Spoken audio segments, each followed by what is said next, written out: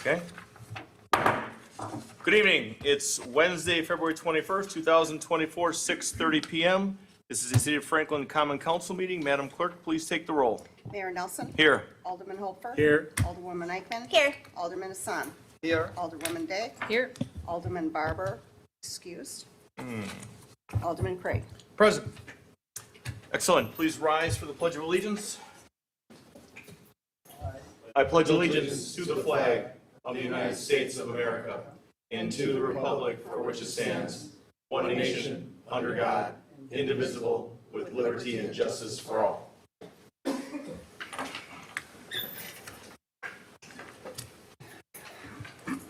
Okay, item B, citizen comment period. Any citizen wishing to speak, please come to the podium, state your name and address for the record. Please keep your comments to 3 minutes in the respect for everyone else. And Mr. Morrow, please keep the clock. Good evening, sir. Good evening. My name is Eli Gasavic. I live at 7518 Carter Circle North. I'd just like to read a little statement. It's no more than 2 minutes. You probably recognize me since I have been attending almost every POTH General meeting since the beginning. The reason being is my backyard is literally butted up against the proposed project. Obviously, this has me very concerned. As we relayed repeatedly, my biggest concern is how much is being crammed into such a small, limited area. I ask why. There's no need for 6 apartment buildings and a hotel in this location. And since nowhere in Franklin are there any apartment buildings taller than 3 stories, why would you allow 2 4-story apartments here? Even worse, the area is surrounded by residential homes, not any former industrial complexes like other town squares. For POTH General to tell us 2 buildings are 3 stories plus 1, who are they kidding? Do they think that we're children? Look at the design and layouts. Those are 4-story buildings. As our representatives, why would the council approve these 4-story apartments when they have never done so in the past? To reinforce this fact, it was made clear in today's newspaper that the council is thinking of approving a new apartment development near Karma Labs, which will have building restrictions. And there are concerns of density levels for the industrial area. Why does the council not have the same concerns for the POTH General project that is proposed in the residential area? What are the density levels for the POTH project? I have no clue. Plus, the new Karma project will add 4 additional apartments buildings less than 2 miles from the POTH project. Why do we need so many apartments? It simply does not make any sense.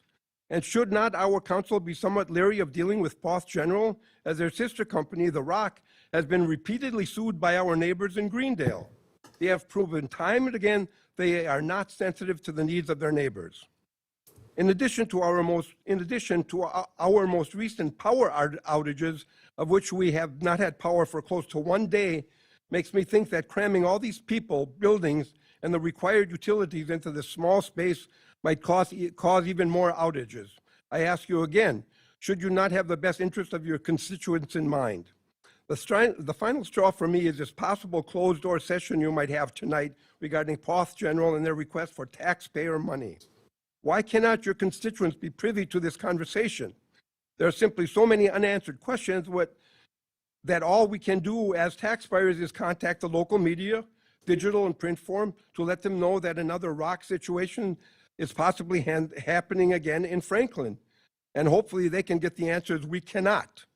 And finally, as a final straw, I don't know, maybe I should contact the ACLU and see if they'd get involved in something like this, where the taxpayer money is being spent without taxpayer input.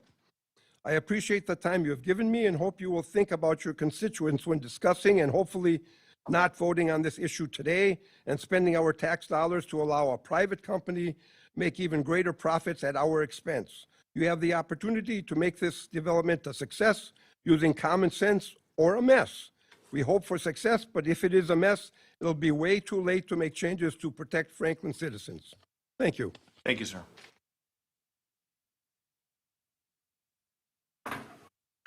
Good evening, Rich Busalaki, 7772 Tuckaway Shores Drive. Before my time officially starts, I'd just like to make a comment that prior to the meeting, I was stopped by a friendly Franklin police officer in the back, and he was told to inform me that I needed to be careful of my comments because I'm known to create public disruptions during the Common Council meeting.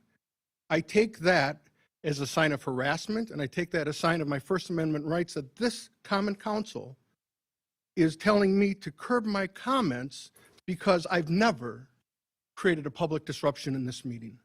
And to have that comment made to me creates all sorts of issues in my mind about the administration, the mayor, and the common council.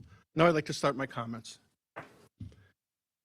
According to public records from the city of Franklin, on December 18th, 2023, Rock Ventures was invoiced $87,314 for payment in lieu of taxes. As part of TID number 5, Development Agreement for Ballpark Commons. Additionally, Rock Ventures received another invoice for the shortfall on the debt service from the city of Franklin on December 19th, 2023 for $934,935.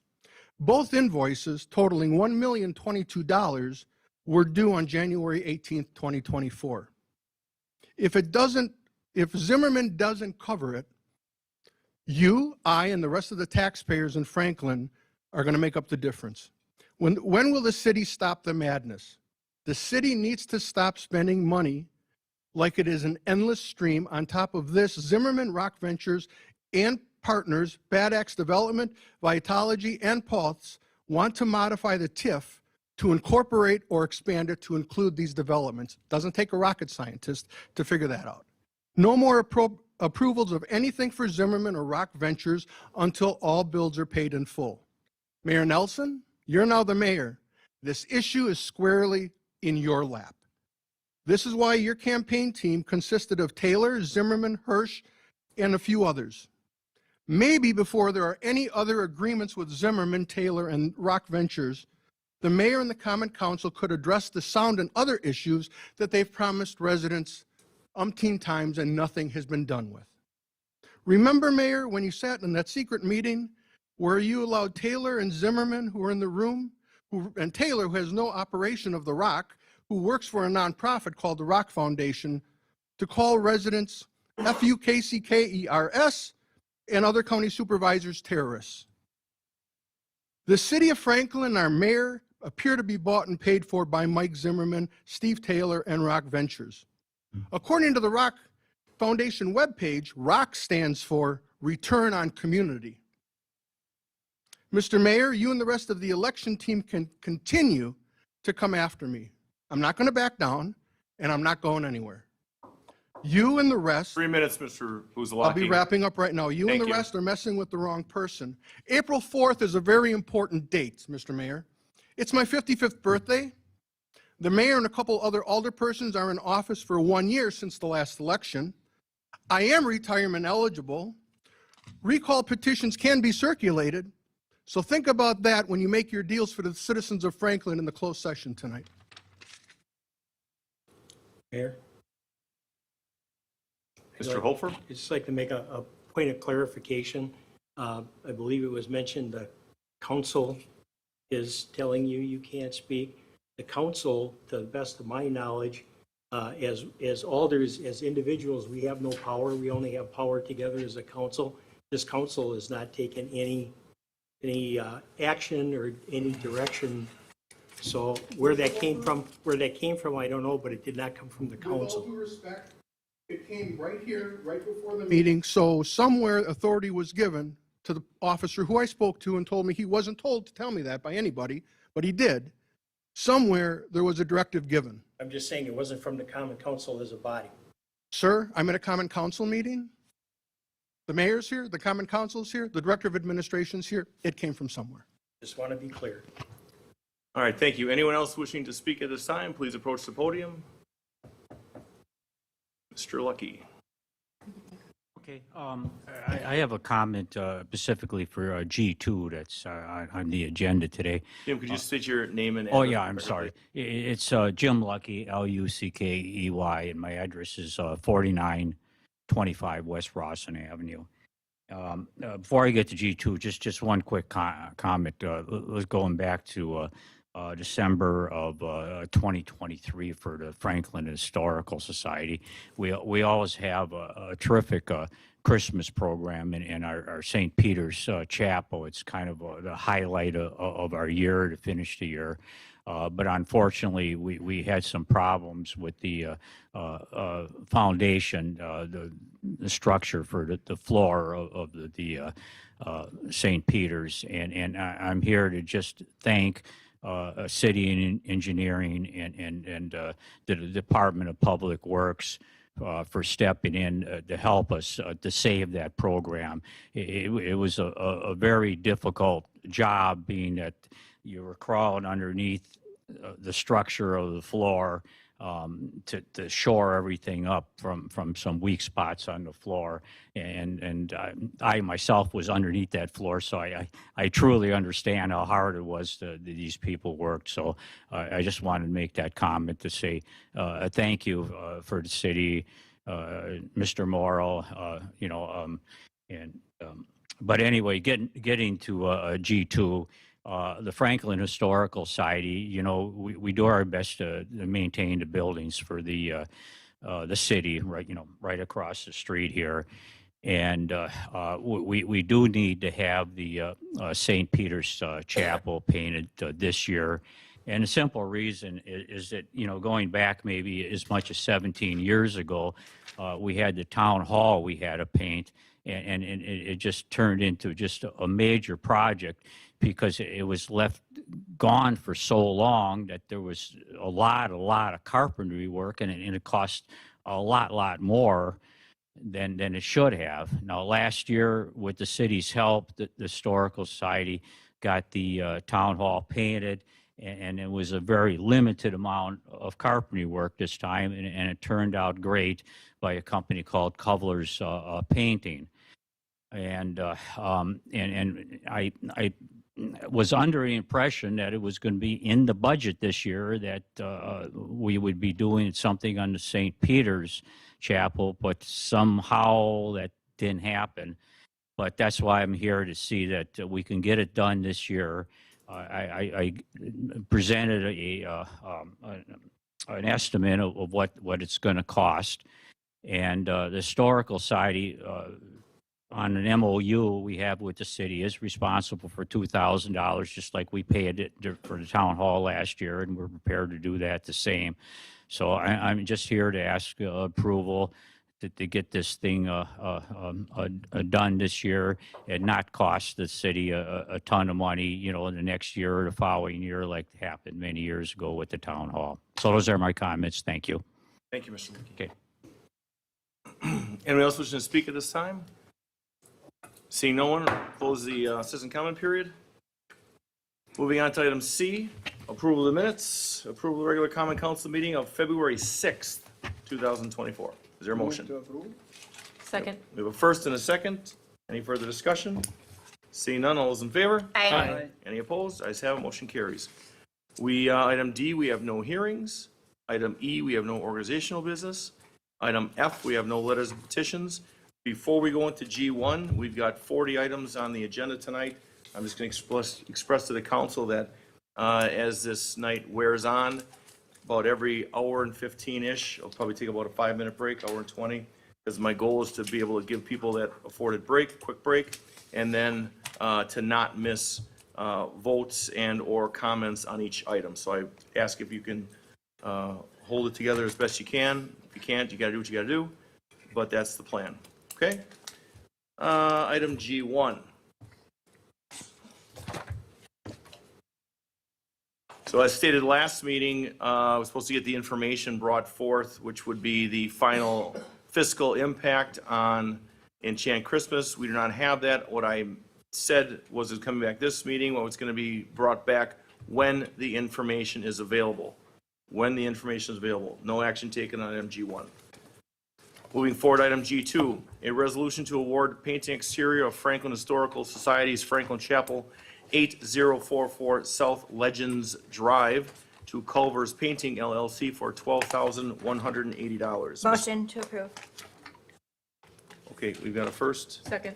It was second. Comments from Mr. Morrow. So Mr. Lucky did most of the issues. Last year, we got quotes for a similar project, and this was the low bidder. They were a very fair price. This is a similar price, so we didn't go out for quotes again. And then also notice that they are obligated to pay $2,000 towards the total cost. So a budget resolution, a budget amendment will need to occur to make this happen.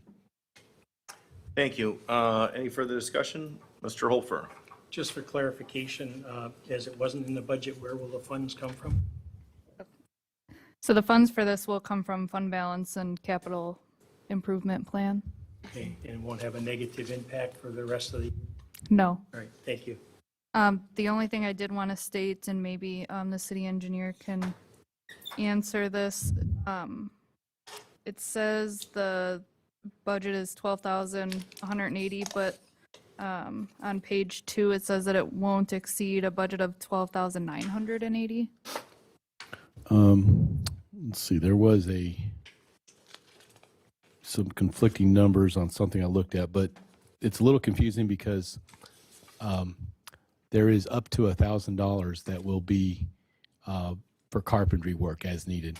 And then if you consider the $2,000 that they have to pay. So we will have to execute the contract for the full amount, and then we will get $2,000 rebate. So the budget amendment will actually be less than that. So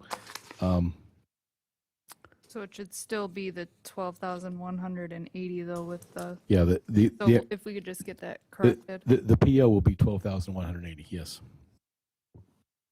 I do have one. Mr. Morrow, you good with that so far? Yes. Okay, Alderwoman Day? Just one quick question for clarification. On the quote from Culver's, the 11,180, it says that the quote's valid for 30 days. However, it is locked and extended through 2024. We're confident that we can get this done in 2024 to keep that price. Yes. Excellent, thank you. Seeing no further, we have a first and a second. All those in favor? Aye. Any opposed? Ayes have it, motion carries. G3, concept review for a development proposal for SAIA Motor Freight Line LLC located at 10613 South 27th Street. Uh-oh. Okay, I have staff's presentation, and the applicant may have their.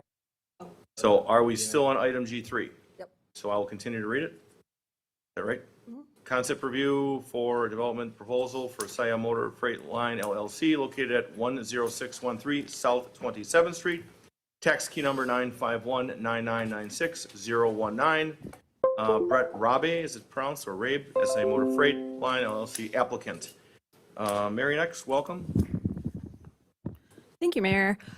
So I'm going to do staff's presentation of this item. I have a few slides for you, and I will try to keep it brief as I'm well aware of your agenda.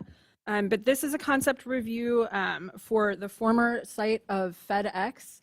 I'm going to open up my presentation and just walk you through the location and some of the details of the necessary planning approvals, and then the applicant has their own information that they'd like to share with you for feedback from the Common Council. Oh. Thanks, Jim. It's thinking. Okay. So this property is located in PDD 39. This is, oh, go to Zoom and I'm driving. Hold on.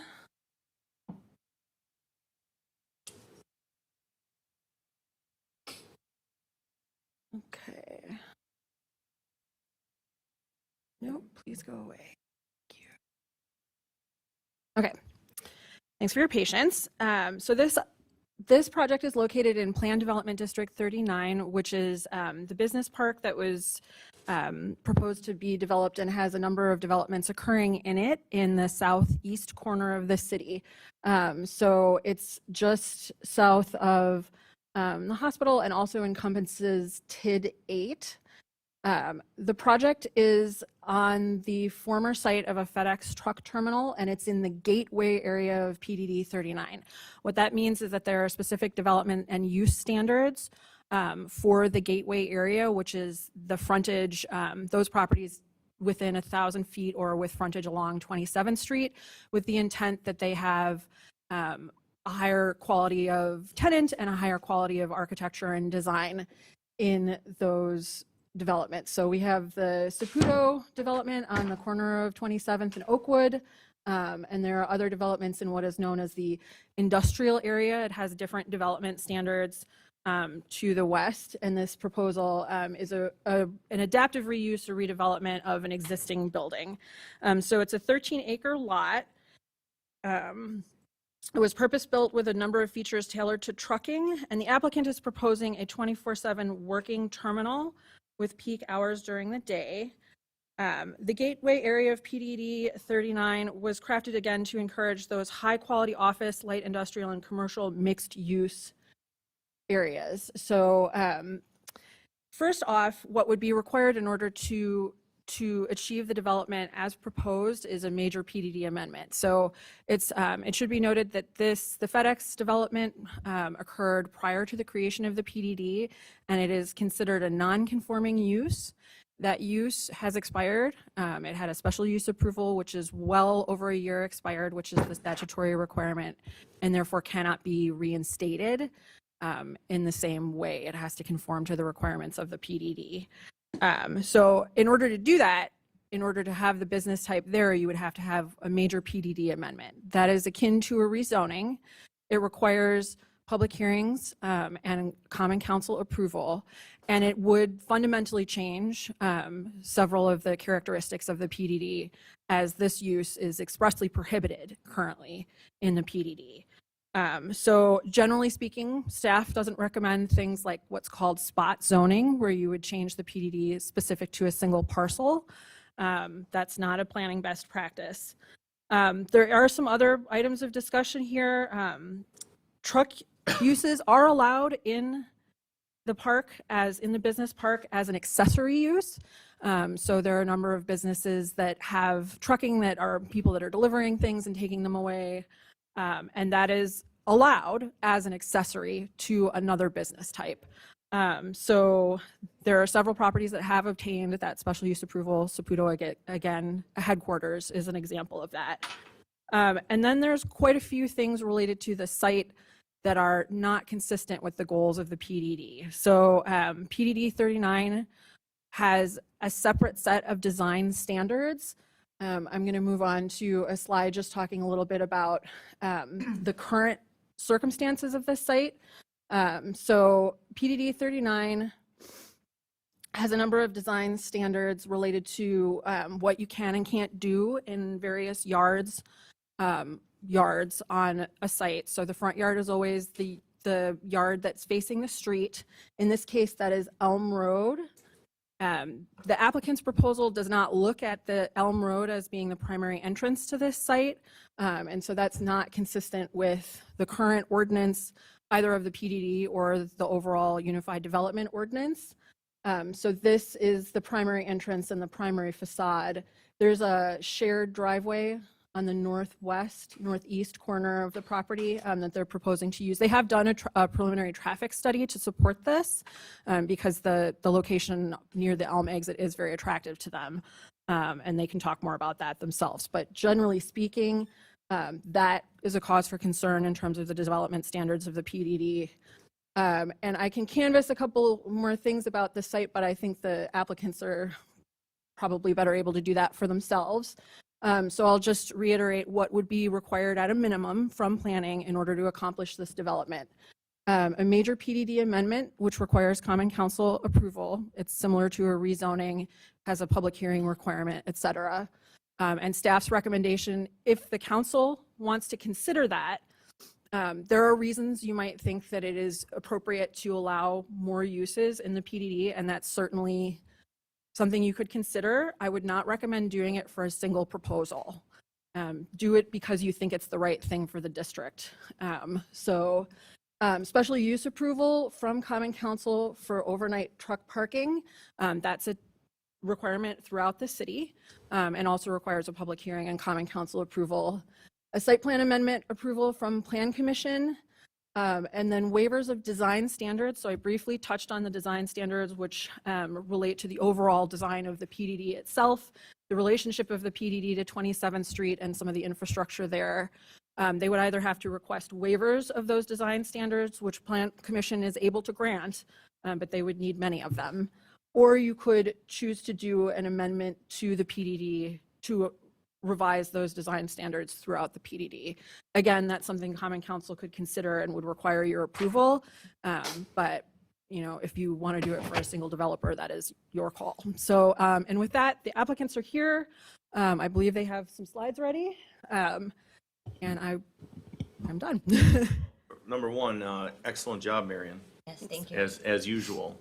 And before we go into them, is there any questions for Marion at this point? Before No, we go thank into you. the, Alderman Craig.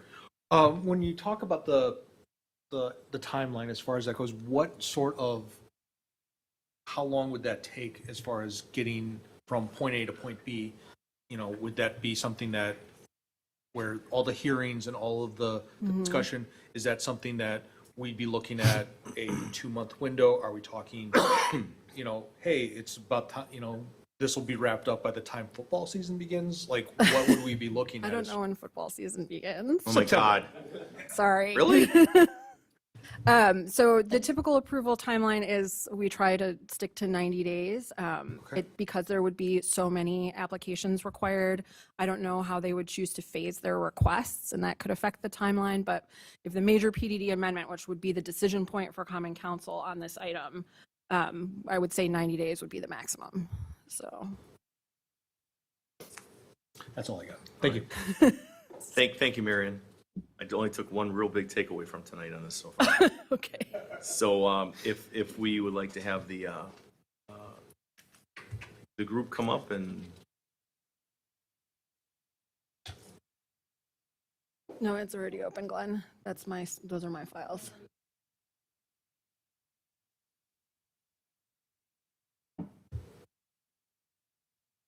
There we go. Oop. so we're going to bring a chair. If you just want to bring that chair up there, sir, please. Welcome. We'll ask just a few things when you get there. Just state your name and business address is fine for the record. And welcome. And we do have 38 items left. So as excited as we are about a trucking terminal. I heard you on that, Mayor. Thank you. I'm Brian Randall, attorney with Amundsen Davis, 111 East Kilbourne Avenue in Milwaukee. I'm here representing SIA, and the reason I'm representing them is because I do a lot of zoning and land use work with my law practice. And when SIA called me with respect to this PDD, I was very familiar with it. I actually represented FedEx Freight when they relocated to Oak Creek and ultimately vacated this existing terminal. And I know a number of businesses have taken a look at this site over the years, and I'm very familiar with PDD 39 and its restrictions, which I'll get into. But we're also going to get into what we propose to do and why we think the city might be interested in taking a look at that. So, won't click that. I will Just do the roll wheel. down. So thank you, and appreciate bringing my own chair tonight. I might have brought a more comfy one, but I That's don't by mind. design, so you don't stay here too long. I don't mind pulling it up. And actually, the team wanted me to do most of the presentation, but we have everyone at that top line from SIA, Brett Robb, that's the correct pronunciation for Brett, Chris Burgum. Chris had to rearrange his schedule, but he was able to make it here. And Jeannie Kennedy are all here in the front row right over there. And certainly if there's a question that I can't handle or they don't want me to handle, they will come on up and tap me on the shoulder and I'll go to the bullpen.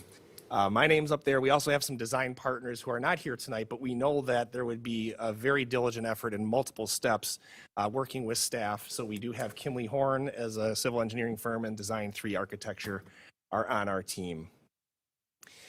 Just real quick, I call this the Glenn Morrow slide. When we had our pre-application meeting, Wow, you just woke him up. I woke up Glenn.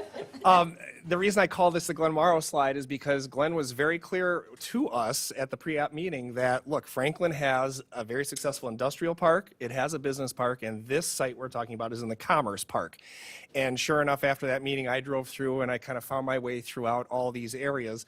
But I thought the slide was just helpful to kind of put in overall proximity the site that we're talking about, as well as the other good things that Franklin already has going on. And this slide really shows it all. There's business, there's accommodations for that, there's some recreation, golf course right in the middle, there are medical services, and I did note a number of proud residents. There are many good neighborhoods here in the city as well. So holistically, the location, though, is in this far southeast corner. And one of the things that our team really thought, and the reason we're going to give you a lot of pictures tonight, we don't know if everyone is as familiar with the site as maybe last 5 years when they drove by, or 10 years, or some of the plans that you've seen from other developments nearby. So we really want to show you what's going on in our neighborhood. So that's the location map. Marion and I did not exactly collaborate, but I'll go quickly through some of my slides because she had some very similar ones to mine.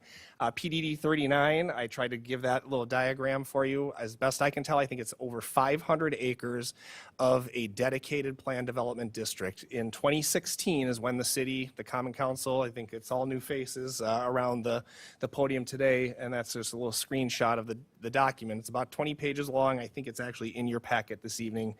But that is what the whole PDD area is, and then I use the little pin to show where our site is. Marion specifically said, I'm going to use her phrase, purpose-built. That is a really good one to just make sure everyone understands and appreciates what we're talking about. This is a trucking terminal. It is actually not completely paved. It has, I think, almost code-compliant percentage of green space, because we do have in this front corner, we'll give you a couple other pictures, over 2 acres of green space and stormwater on the site, but it is entirely otherwise paved with concrete, and I think it's about a 44,000 square foot building. It's called a cross dock building because, as you can see up and down each side, there are dock bays where a truck can back in, and that occurs on both sides. And we'll get into this a little bit later, but Saia is purposefully not a warehouse company. They don't have racking. They don't have a need for a big building. They're constantly moving the freight, moving the products on their trucks. And that's essentially what the warehouse is, those individual trucks. And that's what FedEx Freight used it for. And that's why we're attracted to the facility, because the company is growing. It's trying to service its customers. Talk about this in a minute, a lot in Franklin, actually. And so the site really suits our needs. It's a little run down, though, as you can see. 2019 is when FedEx moved out. But so this just kind of gives you the visuals of that particular site. Those, I think, were from the broker's marketing piece, and so the broker has a drone. I don't have that kind of toy, so these I took on Sunday, a beautiful blue sky. You might have recognized that day. I'm standing on the ground, though. I don't have the drone to show you, but just to show you, the top one is from Elm Grove, kind of road looking through the front gate, and then the bottom one is looking to the southwest. Actually, I could just read my graphics there and tell you which way we're looking. So up here, I kind of give you the target area of what we certainly want to emphasize is what our surrounding uses are. And as you kind of go north, east, south, and west, to orient you to the site, though, to our immediate north is XPO Logistics. I think it's actually a larger site than we have, but it is a very similar trucking facility. And so that's what, I just turned around from our front entrance, the front entrance being the north, that's what this site looks at. A lot of trucks and a lot of commerce. This is standing on Elm Road, looking, if I were looking left, you'd see our freight terminal. I'm looking right to the waste management. If I scroll up, I guess you'll see right there, that's the back side of waste management that does front on South 27th Street. So they have all their packer units, a couple of dumpsters there.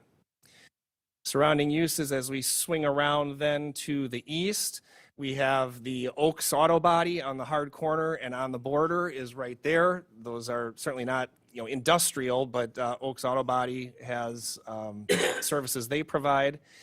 And then as we get over to the south side, right across the way, there's another waste management facility. I don't know really the distinction on their operations. That had a lot of dumpsters and a couple of the trucks, so maybe they just use that for the overflow, but waste management is on Elm Road. And then Schmidt's Ready Mix does have some frontage on Elm, but really wraps around that waste management. So you can see the stockpiles and the number of the trucks, but Schmidt's Ready Mix is in that area. To the west then, I actually didn't take a picture of what I call the GFL facility. It looked pretty quiet, so I don't know if they've vacated or maybe they're doing some work there. But next to that is the pallet company, and then you have your We Energies substation. So for us, I think the overall challenge, and the zoning lawyer in me looks at that as in terms of the PDD, what the city's trying to leverage and what the surrounding uses are, the challenge is that we have a lot of long-time uses that are owner-occupied. I checked the tax records. Waste Management owns their site. Schmidt's Ready Mix owns their site. XPO owns their site. And those are essential and supportive services. A lot of businesses, the city needs concrete. Schmidt's Ready Mix is there providing a very important service. We all need our waste and recyclables hauled away. That's what Waste Management's doing. Maybe GFL, if they're still there. XPO is in our industry as well. So understanding and appreciating what PDD 39 is trying to do right in the core, and we are the actual donut hole of that area, we are surrounded by these other kinds of uses. And so our value proposition, and we'll ultimately summarize this with some numbers later, but our value proposition is we're going to invest in the site, we're going to improve our site, and we're going to make the most of the current situation around us while the business park continues to grow. And that's my little, curved arrow line. Saputo looks great, a lot of trucks, a lot of cars. There are jobs at Saputo. This HSA spec building, Vanguard spec building, I think they could use some tenants, and hopefully those will come soon, but those buildings are there and they are ready to have the lights flipped on. You're kind of just swinging around as I look at the development opportunities. Developers are going to be attracted to open land. And what the city has done right is unlocked all this land. The road is there, infrastructure is going in.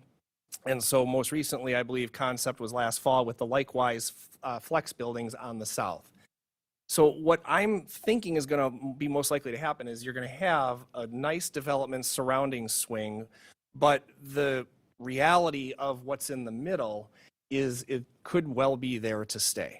And we are in the exact very middle of that, and it's been vacant since 2019. I think time kind of proves that point. It'd be very costly to demo all the concrete.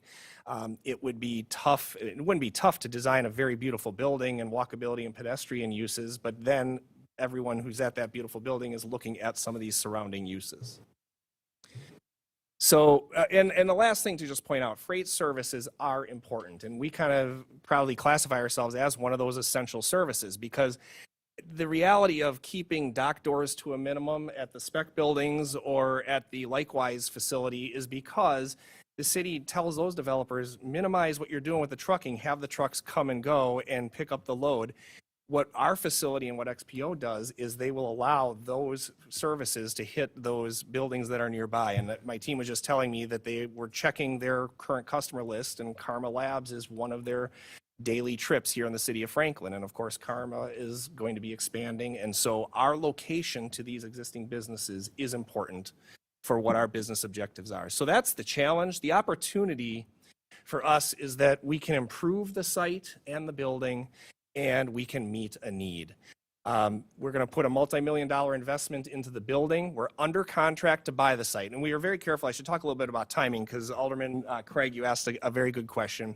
We are expecting a very deliberate and long approval process if we go forward. And we're looking for the feedback this evening because we're mindful and we know what the zoning says, and we don't want to be presumptuous and we don't want to get ahead of ourselves. But we did lock down the site. We're under contract. We can buy it for $6.5 million. That's almost twice the current assessed value. And many times assessors can look at what a recent sale transaction was to help determine value. And we'll get into value a little bit later. But we have gone under contract on the site. But the most important thing we want to do is do a concept presentation. And the reason we don't have very sophisticated drawings or highly detailed plans is because we're not going to put the money in all that unless the city thinks it's a good idea to take those next steps forward. But Marion is exactly right. April, May, and June, and as quickly as our design professionals might be submitting plans, we would have to go through at least the 90-day process. But we'd be motivated to do that because we are leasing a facility right now. We'd like to own our own facility, control our own destiny, and invest in the city. So we'd be looking to go through that process, but each step is very important. What we'll be doing, and in the packet, I know the latter half after Marion's info, we did have some color renderings and some more detailed. So some of these graphics are going to be small, but certainly go to the packet or try and blow them up. Our emphasis will be on perimeter landscaping and the existing building upgrades as far as what we can do to raise the bar in this existing services cluster. Nobody can mandate XPO or Waste Management do certain things to their site, but if we start investing in our site and others see that's what's going on and we start getting more employees and they're leaving XPO for us, they might start investing in their site and doing some of the likewise investments. We do not need any new infrastructure. That's why the site is really perfect for us. We're not looking for a new $2 million water line or sewer service to make this site work. We're going to reactivate this existing use without needing new structures or services from the city to make this happen. Elm Road reconstruction, I think that's in the TIF district plan, and I know Glenn talked about it at our pre-application meeting. That's on the horizon. it really, we would not be compromised by that because, and we'll show you the site plan in a moment, we would focus on our traffic going out the north. And so Elm Road could be all torn up and that important public improvement project could occur without impacting us. And we also then wouldn't be inundating New Elm Road by tearing it up with heavy trucks, whatever is ultimately constructed there. I believe the city also has already acquired the right-of-way, so what we're proposing, what we would design, fits within the current Elm Road design specs. And then a couple of concluding points that the reason we're attracted to this site is the reason why Franklin is attractive, frankly. It's close to the airports, it's close to the port, it's close to Chicago and the freeways. That's important for freight, it's important for many businesses, but that's why we are attracted to it. And I think the key for the city is, as you look at what we're suggesting, should you intentionally locate these types of uses together in this cluster and not have them spread out? Real quick, in the interest of time, I'll just kind of keep it brief. Saia as a company has been around for 100 years. 1924 is when they were founded. They're on the NASDAQ. It's a very well-capitalized company. It has 190 facilities around the nation. So while the name might be difficult to present, and it's ironic when I called the city attorney this evening, the first time I was at this Common Council chambers, I was presenting for an awkwardly named company, Meyer, and how do you pronounce that? But Saia is pronounced that way, and we are very proud of the jobs and the business that we have. Called me this afternoon. Was it this afternoon? Not this evening? It's still daylight, that's right. Hey, correct. You could have mowed the lawn if you wanted to. Real quick, we're going to relocate our 60 existing jobs to Franklin. As I mentioned, we're leasing a facility. We'd close that out, move the jobs, but with our growth projections, 100 jobs within the first 10 years. We're also very proud of our pay scale, and so the dock workers, and I think we're actually having to pay more than this because of the crunch on talent and people for employment. But we're paying dock workers $40,000 a year, the city drivers $60,000 to $80,000 a year, and $80,000 to $100,000 and more for line drivers, and that includes training, so a dock worker could start and get a CDL license while being paid with us. So we believe that this would be a very nice add of jobs to the city for a plug-and-play opportunity. Marion talked about the terminal hours. It is 24 hours, but primarily during the daytime, that early morning to evening. We'll have security. We'll have inward and outward focused cameras. And then we will have our primary access off of the shared driveway. It's private, it's not a city road, but back to Marion's phrase that I'm gonna borrow, purpose-built. It worked well for FedEx Freight, it works for XPO, it will work for us. We would have easement rights when we buy the site. So we would focus our trips for the trucks, and the employee parking lot that already exists is on that north. But we would, of course, for safety and security, have an additional access if there was road work being done or if we needed to come out on Elm. We wouldn't just close that gate off, but our primary access would come from the north. Our planned investment is, as I mentioned, to the exterior. We'll certainly repair the metal paneling and paint it with a more contemporary and attractive color scheme. A lot of will be on the inside, though, and again, this relates back to attracting talent. We want to make sure we have good employees, so we're going to have HVAC improvements, make sure the heating and air conditioning is operating, LED lighting, to be a very clean terminal. We'll enhance the perimeter landscaping. I'll show you a couple of graphics on that. We'll have a new paved yard. As I mentioned earlier, it needs to be a solid, durable surface. That's not what's there right now, and so we'll be improving that, and we'll improve the building. These are actually, I'll show you some before and after pictures shortly, but this is what one of our facilities looks like right now. Again, very proud of that. Want to make sure our employees are comfortable and happy there so that they are our best asset that we have. Just to go through, and again, these were all larger graphics in the packet, but we would have complete, and again, the reality is there's not a lot of building going on here. It's a cross-dock facility, it's long and narrow, but it does have two parts of the building that jump out. So we would have a full paint job and our signage added to that. And the other part that kind of juts out is here at the end with a garage door and the service area. You know, we might have some opportunity for landscaping at the base level. I was reading the PDD requirements, and so we could find some of that on the property, but a lot of our emphasis would be on the perimeter, essentially screening what our yard is, particularly from the Elm Road side. So these graphics show at least what's there right now, and this is all the way from South 27th Street. We are all the way back there. So these show, it's kind of like a combo of a photo of, I think obviously it was lush and green, so it was during nice weather time, but where we would add various strategic trees and bushes, and as they mature, they will provide much more screening from Elm Road on the south. Can certainly go back to these and emphasize if you want, but this is one where I wanted to emphasize, we've done this before. Lexington, Kentucky bought this facility right here, and these are hard to see, but you can just kind of see how the upgraded paint, the new vitality in the property really show through, and more importantly, what we're excited to do here in Franklin. This was Lexington before. It's probably what the inside of the FedEx Freight facility looks like, and we keep it clean. These pictures were taken a year in. And in particular, the really professional office presentation is what we want to make sure our drivers, our administrative employees all have a nice office space to use inside that building. As Marion said, we did do a traffic study. We certainly recognize that would be an important issue, so we did invest in Kimley Horn doing that. That is on file, and I gave that to the city engineering staff as well as planning. But we still would have to work on that, make sure the traffic plan that we have works. We know DOT has some South 27th work going on, and so that is in, but it's something that we would continue to work on.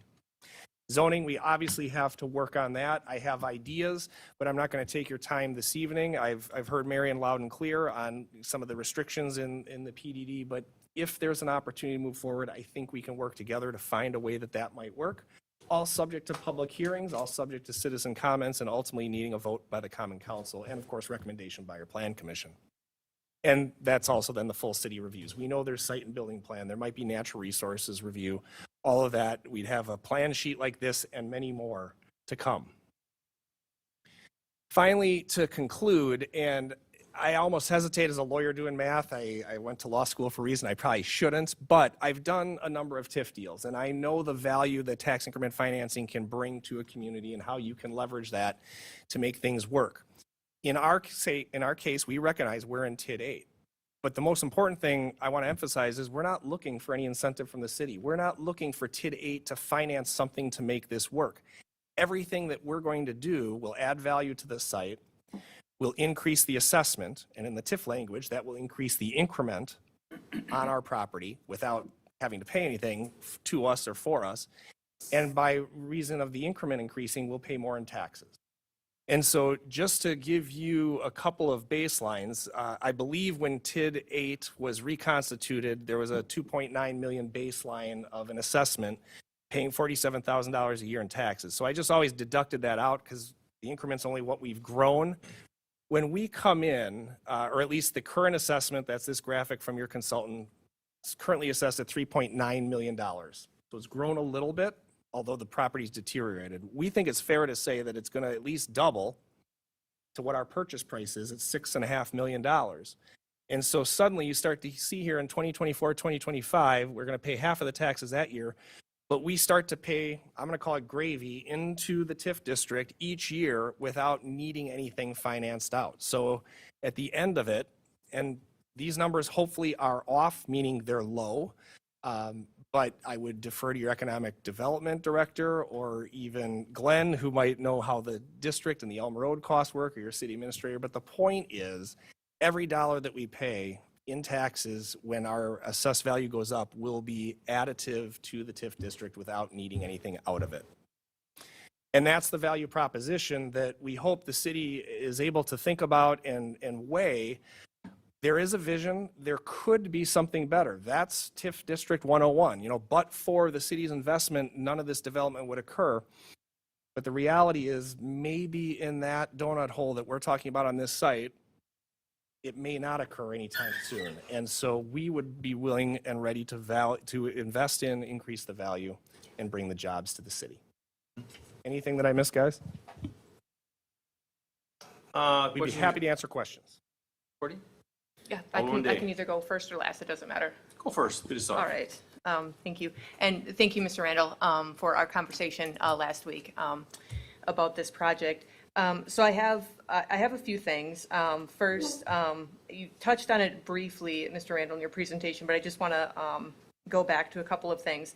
So you alluded to knowing that logistically, if the council were to sort of give you kind of a favorable opinion this evening, you know that there are some hurdles and hurdles, I guess, I don't want to call them roadblocks, hurdles that you would have to go through. But you and the representatives here are prepared to kind of go through that long, potentially drawn-out process to work through all of those obstacles. Yes, we would want to be diligent and work on it right away, but we are prepared for it to be a marathon, although we might be sprinting into the marathon. But we are motivated to find our new home and, like I said, invest and actually buy it. But we know it would be at least the 90-day process. And then a couple of other things for you. You mentioned that XPO is within this area as well.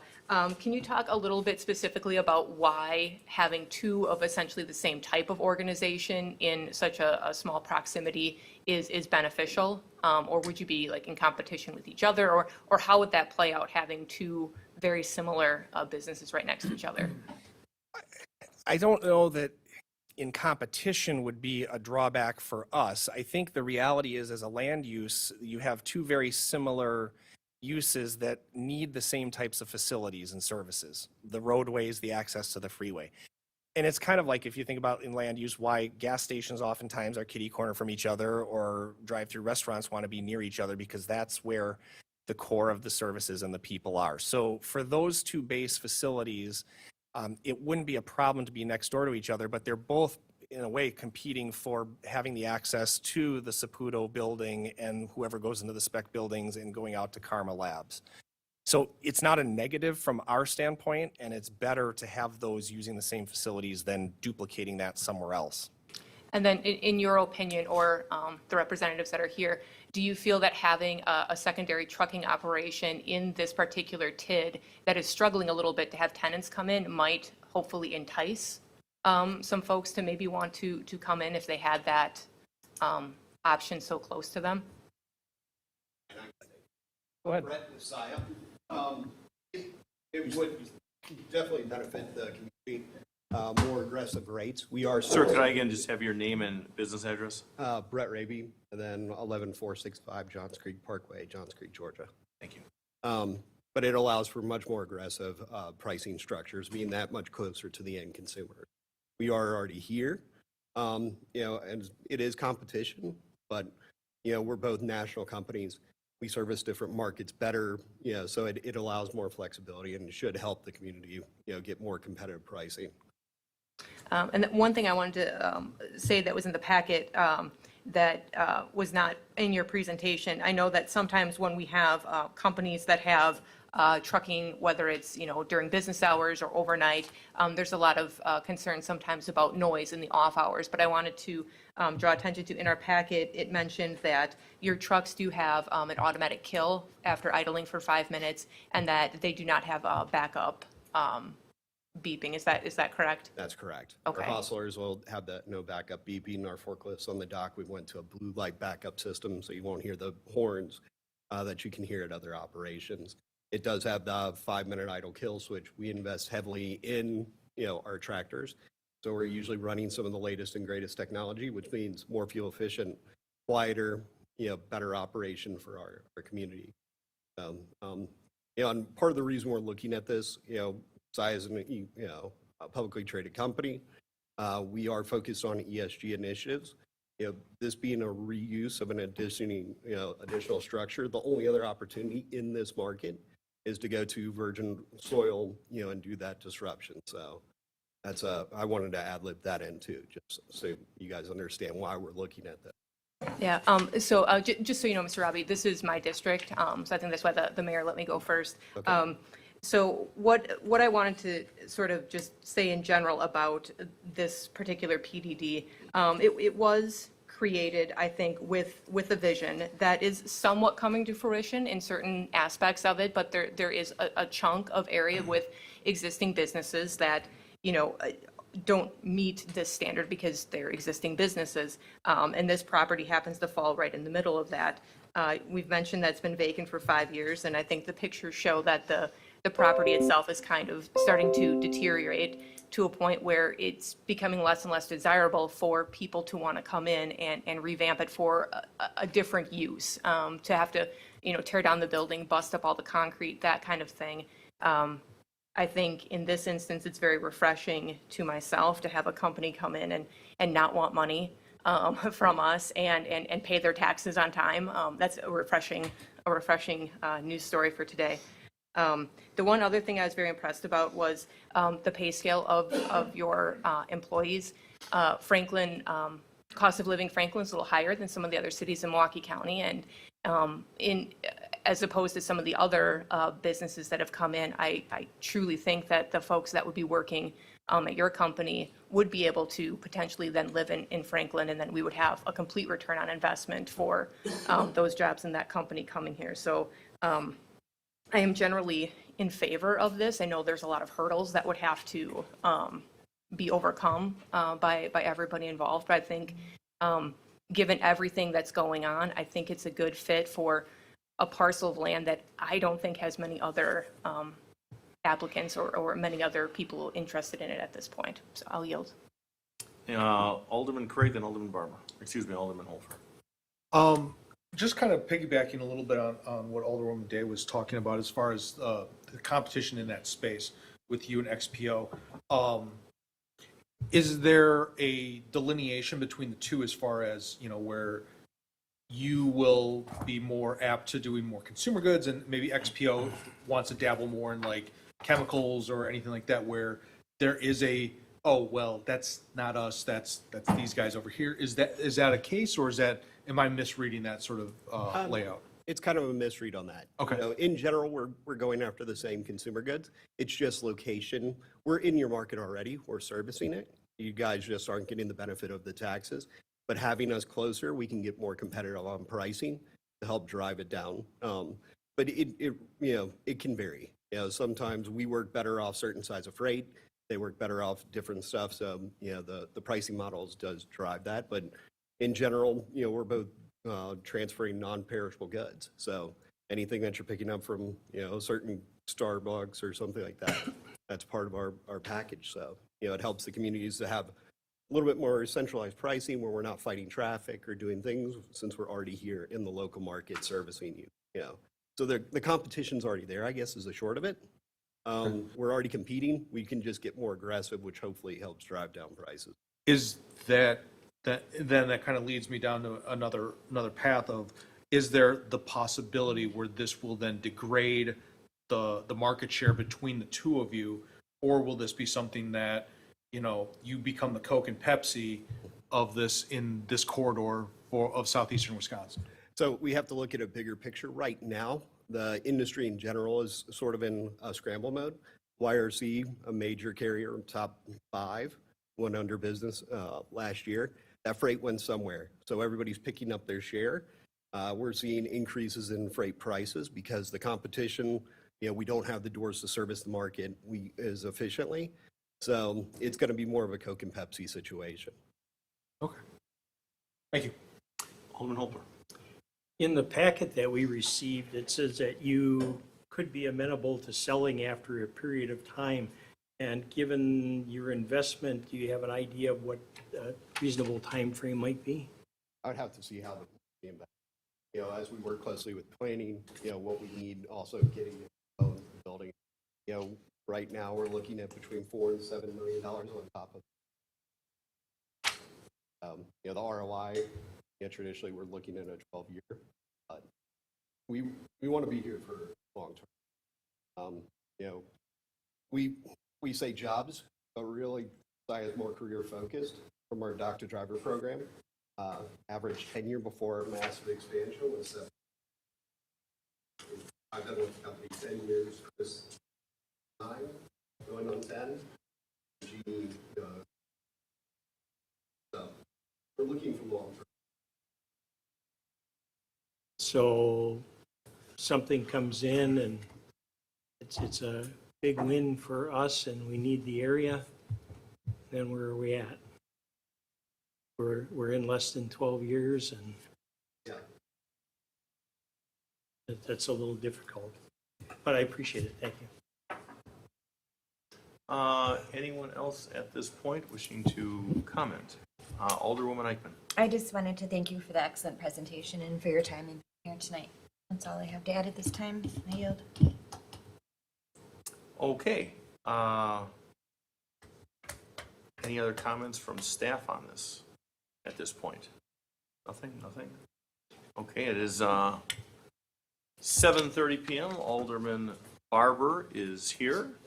Alderman, we are on item G as in George 3, G3.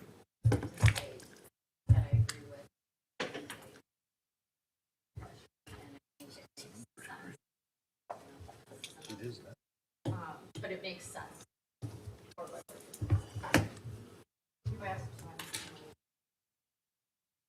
Okay, thank you. We've got no further action on this. Thank you very much for coming and giving the presentation. Moving forward to now item G as in officers, thank you. Item G as in George 4, a resolution conditionally approving a condominium plat for Forest Home Commercial Condominium, a condominium at 11217 West Forest Home Avenue, ACG Acquisitions number 10 LLC, doing business as Anderson Commercial Group, property owner. Who's taking this one?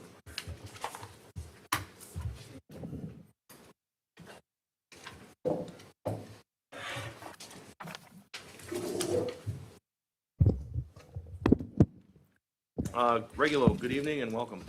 Thank you, Mayor and Common Council. This is a condominium plat for an existing multi-tenant building, basically to divide the building into 5 units, potentially for sale of the individual units.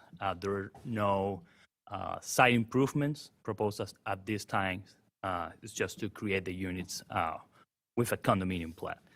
The applicant is requesting to defer the requirement of submission of a natural resource protection plan and conservation easement at the time where site improvements are proposed with a site plan. Staff doesn't have any objection to that request. Staff is recommending approval, and the Plan Commission has also recommended approval. Okay, Alderman Craig on this. Move to approve. Second.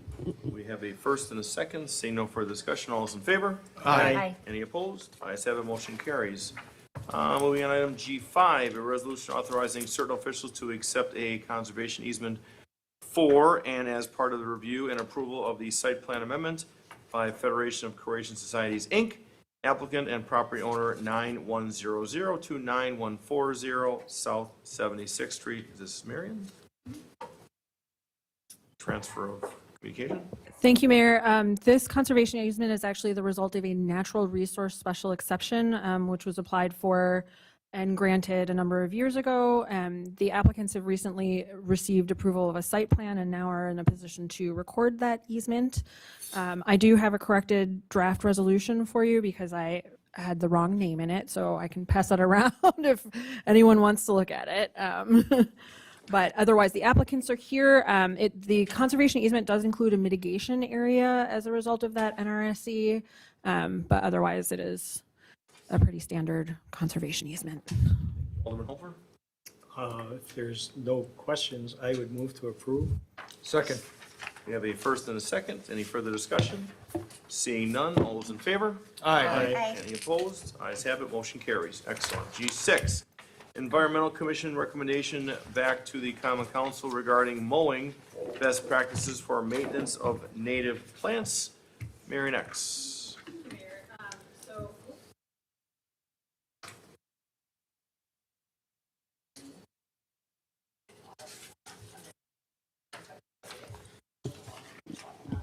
There you go.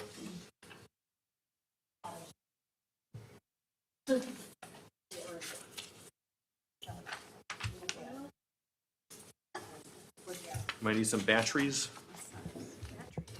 Batteries. There might be some in the council.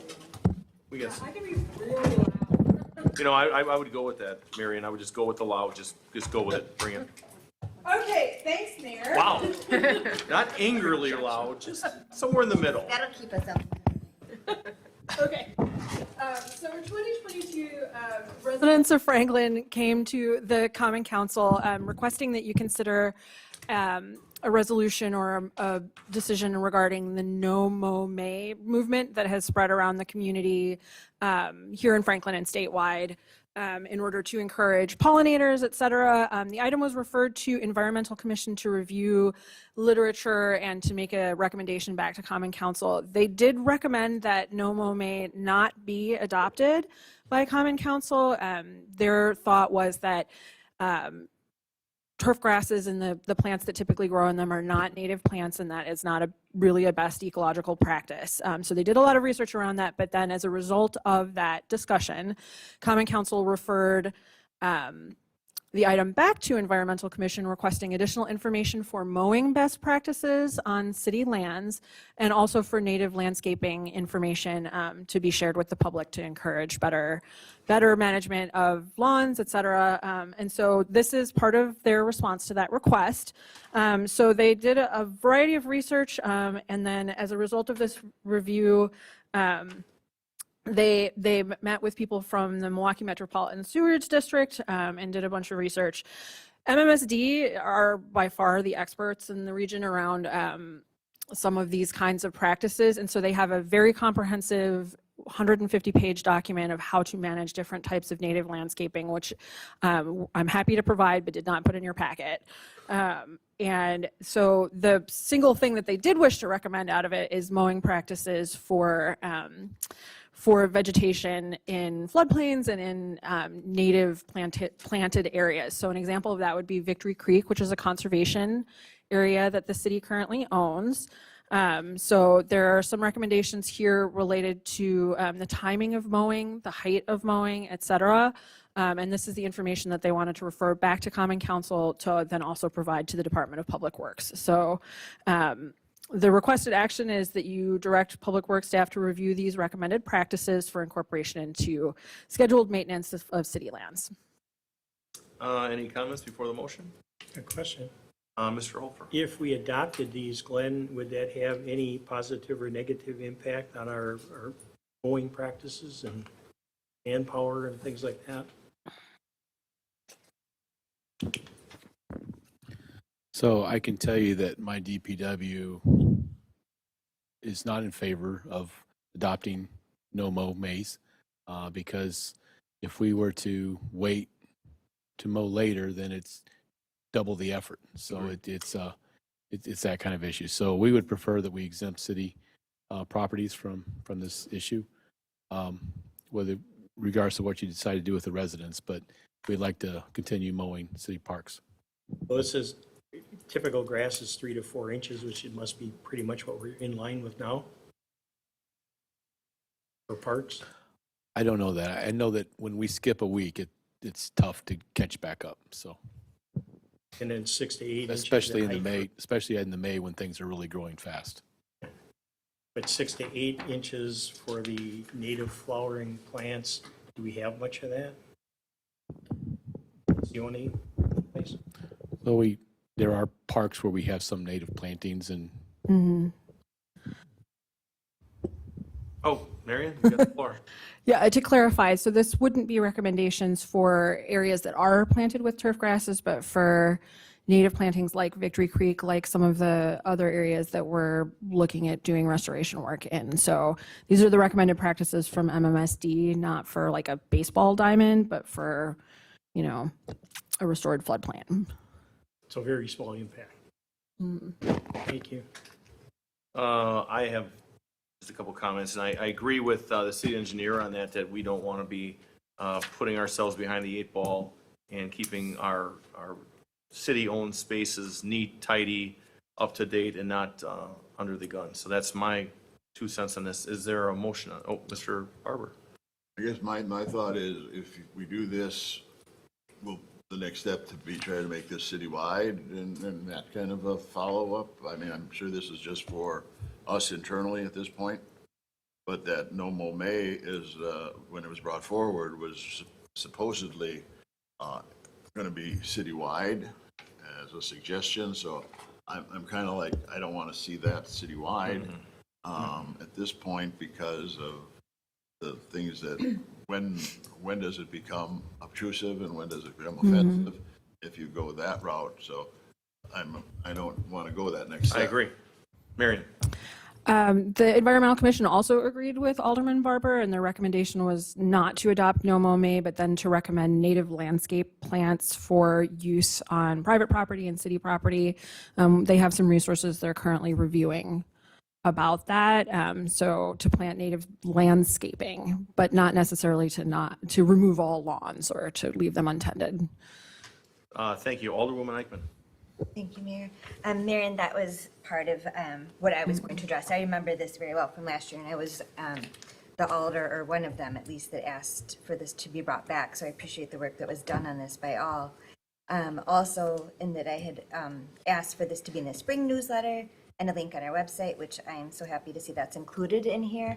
I was just about to ask, this seems to go over a suggestion to include the Fresh Coat Resource Center, MSD, recommendations on mowing. I was looking to find information as well on different native plants and so forth, as you just mentioned, to plant. I know myself, for one, when I go out and purchase all of my spring annuals that I hope to keep alive towards the end of the summer, I purposely look for things that will attract butterflies, bees, and so forth for pollen. So that would be included in the MMSD recommendation link in the newsletter and on our website. That would be excellent as well. Thank you, Alderwoman. Is there a motion on this? Mr. Barber? I guess if I was to make a motion, it would be to direct Department of Public Works to be aware of this in their practices, not that they have to go ahead and do it, but just be aware of these kind of constraints and what they're suggesting here as an awareness, not as a directive to do anything. Well, and I think does direct Department of Public Works staff to review recommended mowing practices for incorporation to the maintenance schedule of city lands. It mentions nothing about adopting or enforcing or following. Are you good with that motion? That's as presented, or do you want it modified? Glenn?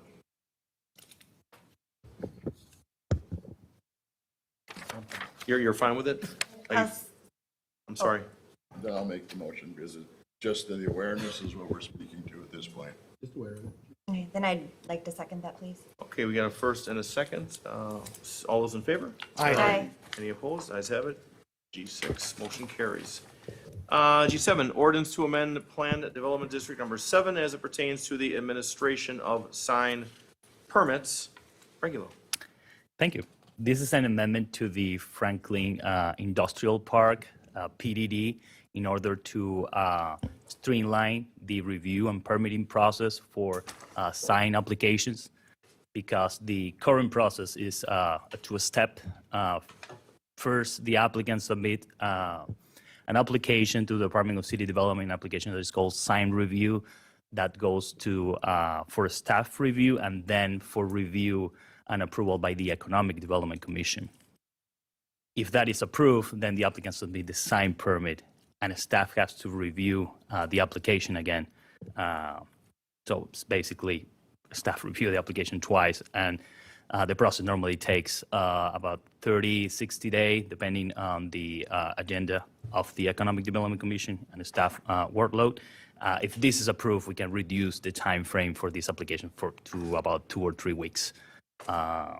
The Plan Commission has recommended approval after a public hearing, and the Economic Development Commission has also recommended approval. Thank you for the Move to closing part. approve. So we've got a first. Second. We have a second, Alderwoman Eichman. See no further discussion. All those in favor? Aye. Any opposed? Ayes have it. Motion carries. Well done. Item G8, resolution redefining the rural and urban areas as provided in ordinance number 85-860, regulating truck parking and raising animals. Regulo. Thank you. This rural and urban areas map is used to regulate the parking of trucks and equipment, and also raising animals. So, for example, raising animals such as chickens or horses, that is allowed in the rural area, subject to some restriction by the municipal code and subject to a permit, but it's not allowed in the urban areas. So what the staff is proposing is to update the map that hasn't been updated since 1986, You can see the proposed map in your packet. So the criteria that staff used for the updated map is basically to add to urban areas any areas that are in proximity to public services like water and sewer, and also areas that has been platted since 1986, and also keep as rural areas any areas that are in zoning district that are rural oriented, like for example the agricultural districts, the floodplain conservancy district, and also the conservancy districts. Plan Commission has recommended approval of this application. And I'm happy to answer any other questions. Alderwoman Eichman. Thank you, Mayor. I have several questions and concerns for clarification on this. Okay, back to 1986. I'm trying to think how young I was then. That was under Mayor Fedro. So for clarification on these maps, they are very difficult to read. They are very small. In reading this, so urban, there's mention in here. Okay, as an example, the 1986 version is out of date. I'm reading this right from the item action sheet. For example, the Velo Village Apartments developed and still considered rural per current map. Now, is that being considered rural? Did I read somewhere in here that urban is where there's city water, rural is more where there's well water, or? Correct, yeah, that's the criteria that was used. The property directly to the west of Velo Village and the properties down from there on the same side of Velo Village, then according to this map, are in urban, but technically they're all in well water, so wouldn't that be urban? Well, that was one criteria that it was used, but it was not the only one. For example, if the area is platted, like a platted subdivision, it's considered urban for the purpose of this map. Okay. Thank you for the clarification. Will that change anything for those homeowners that have horses? For example, I have a residence in my district that has beautiful horses that they've had for many years. Actually, I believe I have 2, at least, residences in my district that have horses. So will that change anything as far as being permitted? We're not asking people to get rid of their horses or anything if they were once rural, now they're urban or so forth, right? There'll be a grandfather clause or something? Currently, I'm aware of just one active permit for animal, and it's already in the urban area. So that's the only permit that the department is aware that is kind of renew every year. So if this is in an area that is currently designated as rural, and it will be changed to urban, then the owners have a time frame to get a permit for keeping their animals. And that's in the public notice. So if this is adopted, it will be legally noticed. And any person that has animals may have like a time frame to obtain a permit. But if a resident has been able to have the animals since, say, 1986, when Mayor Fedro was in the center seat, all of a sudden we can take that away from them? Somebody who's been in Franklin for a long time? Or am I not understanding that correct? So now they have to, all of a sudden, apply. What if they're not granted that permit? Well, They have to get rid of their livestock? Even if this is located in the rural area, a permit is required. So, as I mentioned, we are only aware of one active permit for animals that follows this section of the code. If it's agricultural, then that permit is not required. This is like for keeping animals in residential districts that are in the rural area. I don't know the specifics that the case that you're talking about. So Probably better that way. This, again, it's just, the map is so small to try to read exactly. Am I the only one that thinks the map is very small? You need a magnifying glass to, And my readers. at your age, man. Will residents be notified that they were once rural, now they're going to be urban by these changes. Correct, yeah, there is a notice of change that is required per municipal code. That Class would 2 be notice. mailed to residences or only as a public hearing? Oh, it will not be to any specific, to a specific owner. It will be like a public notice through the newspaper. Because many people don't get the Journal Sentinel or read the Journal Sentinel anymore. Only if that person has an active permit, then we will notify that person in specific. And as the department is aware, it's only one active permit, and that permit is already in the urban area and will not be affected by this update. Do you know whose district it's in?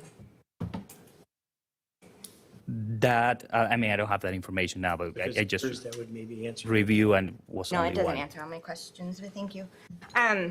I'll yield for now. Maybe you and I can meet on this another time for more clarification, so I'm understanding this and I can see a bigger picture of the map versus the whole city shrunk down. There's this little map. Sure, I mean, we Right now? can print I'm a good, thank you, Mayor. different set. Alderman Craig, then Alderman Barber.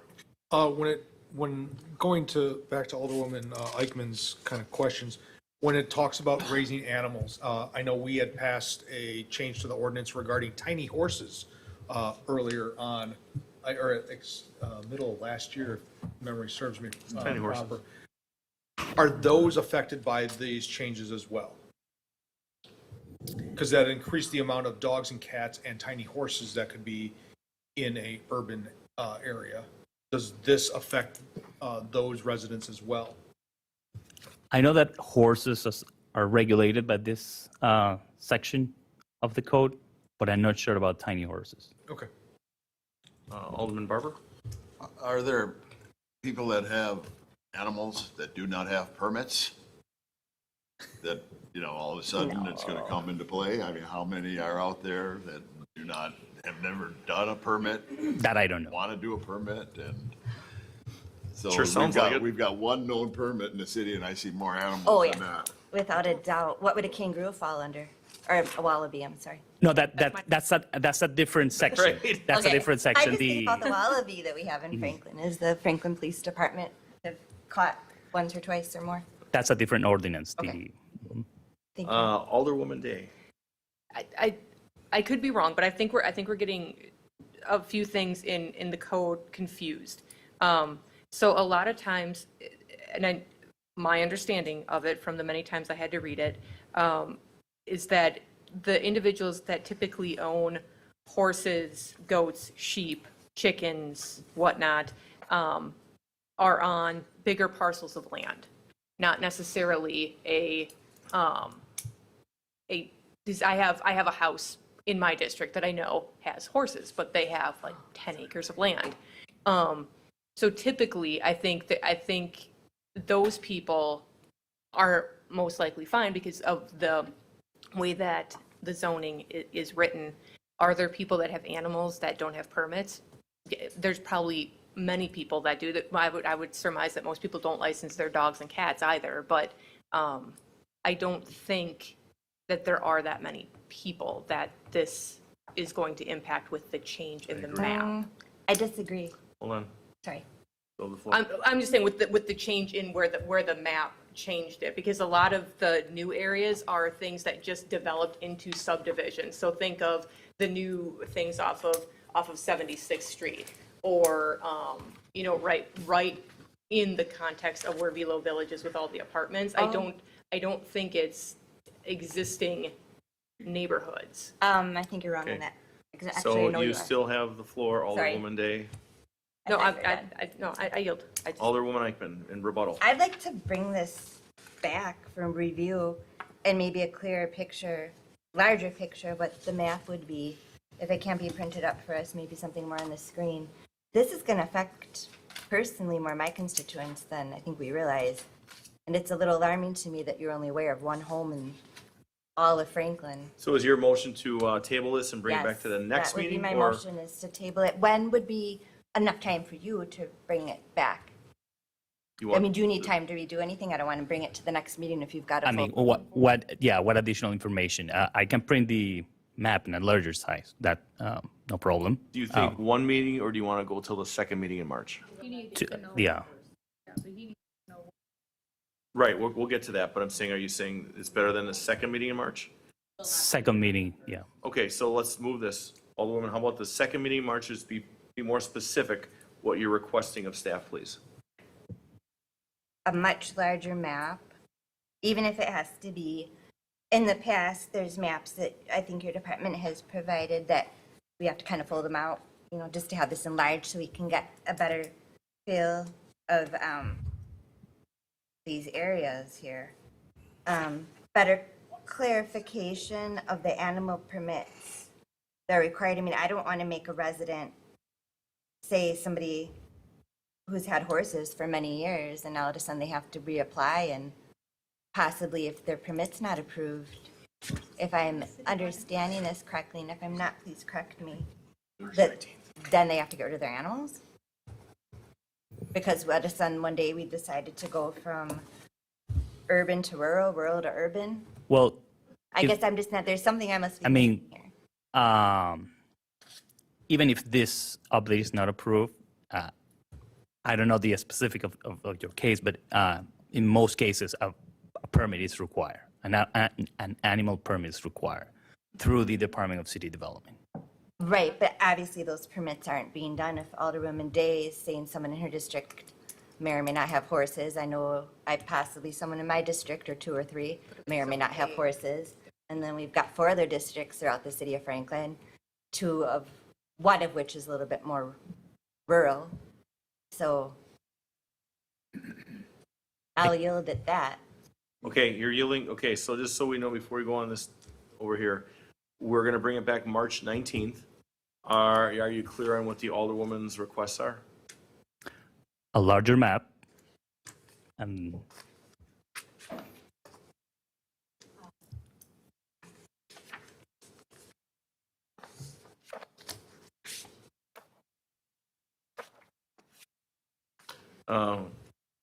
okay, You've got the floor, regular, because I want to Yeah, make sure and- you're clear on what she's looking for. right. And I can go into the specific of what the area that you are concerned about. Sure. Yeah. And perhaps, if you're done saying, if perhaps you and I could always sit down and go over this more in depth. Sure. So I'm having a clear understanding, because I think this is affecting a lot of my district, in which was once considered very, very rural, and now is become more and more urban, especially with the addition of Velo Village and so forth. That would maybe help me a little bit more with the clear Sure. understanding too. Thank you, I really Yeah, appreciate it. no problem. Are I you, would second that if there's not one. well, we have some discussion. Are you yielding right now? Yes, thank you. Okay, Alderman Barber, then Alderwoman Day. Just to be clear, all people with animals should be getting a permit, is that correct? So if they're not in compliance, and they shouldn't have animals. Well, except for agricultural. Okay, if they're in the agricultural It's district. zoned ag, agreed. We all agree on zoned But ag. if they're not, they should be getting a If it's permit, zone residential, yeah, following, correct. following the process and being in compliance.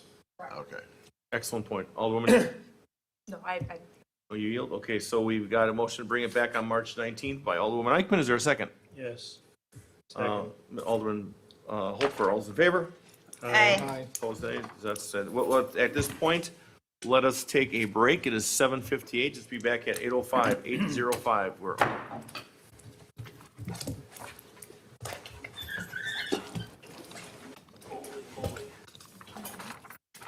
Oh, is this a- Record. Yeah, if it's on, yeah.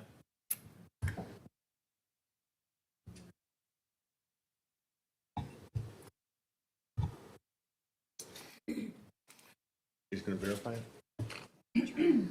Okay. Once that's verified, we'll go back on record. It's on? Okay. It's 8:06 PM. We are now on item G as in George 9, an ordinance to amend ordinance number 2023-2569, an ordinance adopting the 2024 annual budget for the ARPA fund to transfer an additional $7,000 to the capital outlay fund for the purchase of cabling for the fire department. Motion to adopt. Second. We have a first and a second. Do we need a roll call vote? Yes, we do. Wow. Alderman Holford. Aye. Alderwoman Eichman. Aye. Alderman Hassan. Aye. Alderwoman Day. Aye. Alderman Barber. Aye. Alderman Craig. Aye.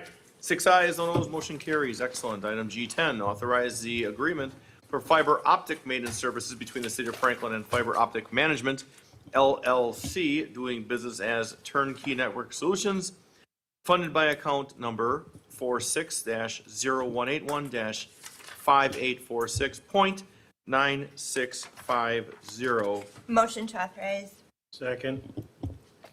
We have a first and a second. Seeing all those in favor? Aye. Any opposed? Ayes have it, motion carries. I don't see a roll call written in here. No. There we go. Jesse, follow that lead. And 9 goes with 11. I'm sorry? Number 9 goes with number 11. Okay, G11, authorize installation of a Cat 6 cabling at fire stations 1, 2, and 3 for voice over IP communications funded by account number 41-0221-5822. So move. Second. We have a first and a second. All those in favor? Aye. Any opposed? Ayes have it, motion carries. G12, an ordinance to amend ordinance 2023-2569, an ordinance adopting a 2024 annual budget for the general fund to transfer $12,066 of contingency appropriations to assessor subscription appropriations and for the capital outlay fund to provide additional $62,299 appropriations for a one-time assessor software service fee. IT Director Matalski. Hopefully this is on. Good. As part of the contract that we actually have with Forward Appraisal, they need to have an assessment management system. Now, we've never really had an assessment management system really on site that was supported by this IT department in the past. Tyler Technologies, who was the previous prior assessor, they used a system called Universe, and that ran on a pervasive SQL server that we actually still have here to this day. But they were responsible for maintaining the server and putting all the data in it, and then they would then turn around and take all that data and then would upload it to their cloud. Accurate Assessor, the previous assessor that was no longer with us as of the first of the year, they used a system called Prolorum, and that went up in the Microsoft Azure cloud, and that ran completely on the SharePoint and Microsoft SQL services up in the cloud. Again, we didn't touch it. If we needed to get data or if we needed to get reports from the system, we actually had to turn around and go through the assessor's office in order to get that information. The model that's now being proposed is going to change, that we will be buying a very common software package called Market Drive. It's used by 50% of all the municipalities here in Wisconsin. It was actually developed here in Wisconsin and has a lot of the DOR code and requirements built into the software package. It is extremely familiar to our assessor's office, Forward Appraisal. It's the system that they know best. They actually have it in their contract that we have to have this software and purchase that license in order to turn around and onboard them as the actual assessor for it. I will be taking this to the Technology Commission, little post hoc, for a review afterwards of it. I do not foresee any problems with this, but where this really is a change is the data is now going to reside here at City Hall on an assessment management system that we own. So if ever in the future that we actually have to flip out the assessor again, the data stays put and we don't have to turn around and try to get it or try to turn around and convert it from two different systems. As part of this contract, we also have data conversion. We call ETL, that's extract, transform, and load the data. So they're going to have to go look, both Catalyst, who's the vendor, and Forward Appraisal, they're going to have to look at all of the data files that came out from both Tyler Technologies and Accurate Assessor, and they're going to have to turn around, determine what data is good, what data is bad, import that directly into the new database, and the new database will then be a cleansed database that will be a conglomeration of the two systems. That is not being done by IT. I'm not an assessor. I don't know anything about their regulations. This will be basically up to Catalyst, the vendor, and also Forward Appraisal to turn around and determine what data actually turns around and goes into the database. So my job will be to provide them the software and the hosting tools for it, and they will then turn around and be responsible for the data itself. So we're looking at a subscription service to Market Drive, the software, in addition to the ETL, extract, transform, and load services by both Catalyst and Forward Appraisal. Motion to adopt. Second. We've got, Mr. Holfer. Mr. Holfer's got a question. Before we Probably go for down. the Director of Administration. As I read this, it says, when the city provided its RFP for assessment services, it was expected the assessor would acquire the software licensing. Now they don't do that. Did No. the company have a cost figured in for acquiring that? They had the license? license cost figured in. Do we know what that was? It's that $12,066. $66. So they had that figured in. And during the RFP process, our understanding is, so they have all of their clients on Market Drive through Catalyst. And during the process, and when we went to secure that licensing agreement for them, like they have it with other municipalities, they were told that it has to come through the municipality now because we are the rightful owners of our records. And so they are patiently waiting and doing what they can until that goes through. But that was a game changer that nobody was aware of, them or us. But they had the 12,000 in their proposal to us. Mm-hmm.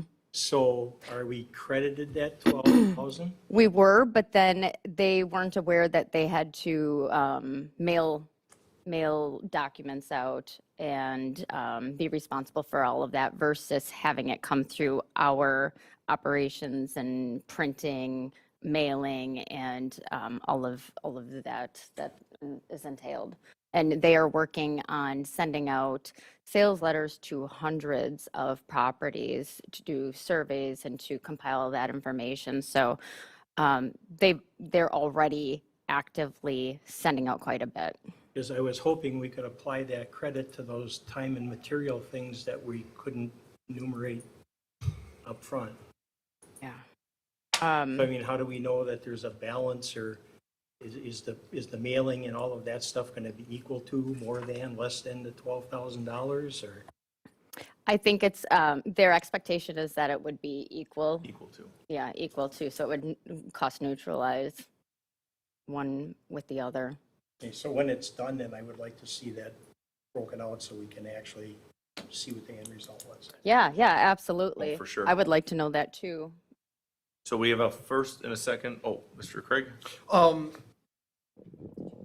How much server space is being kind of forecasted as a need? Is that something that we will need to also look at expansion of? No, we have plenty of resources for it. Okay, I just want to make sure that. We won't need terabytes of data now.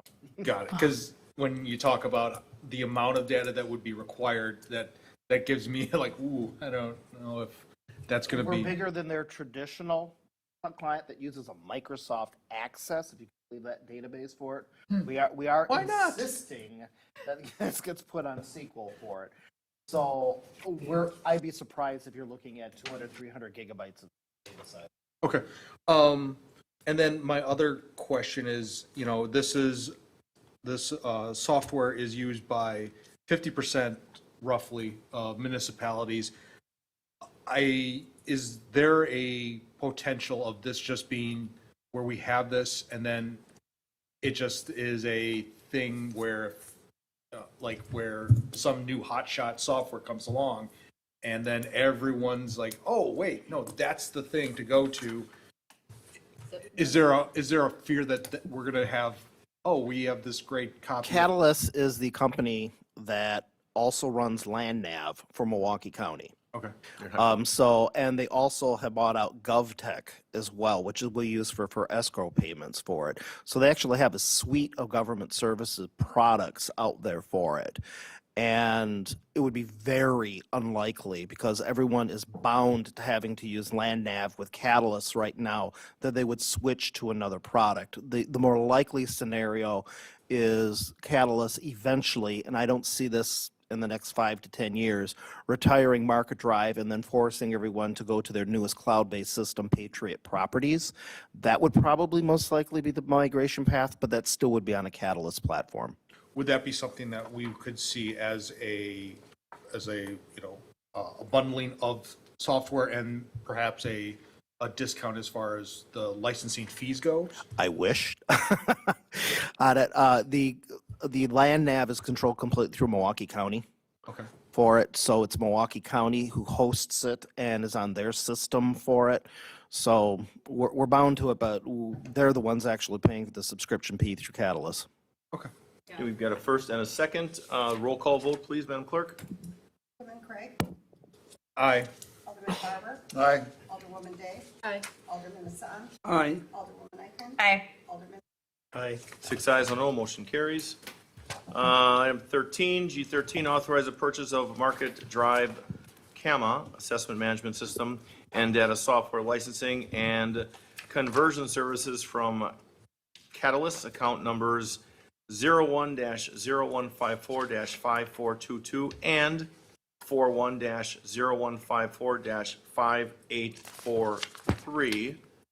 41-0154-5843. Second. We have a first and a second.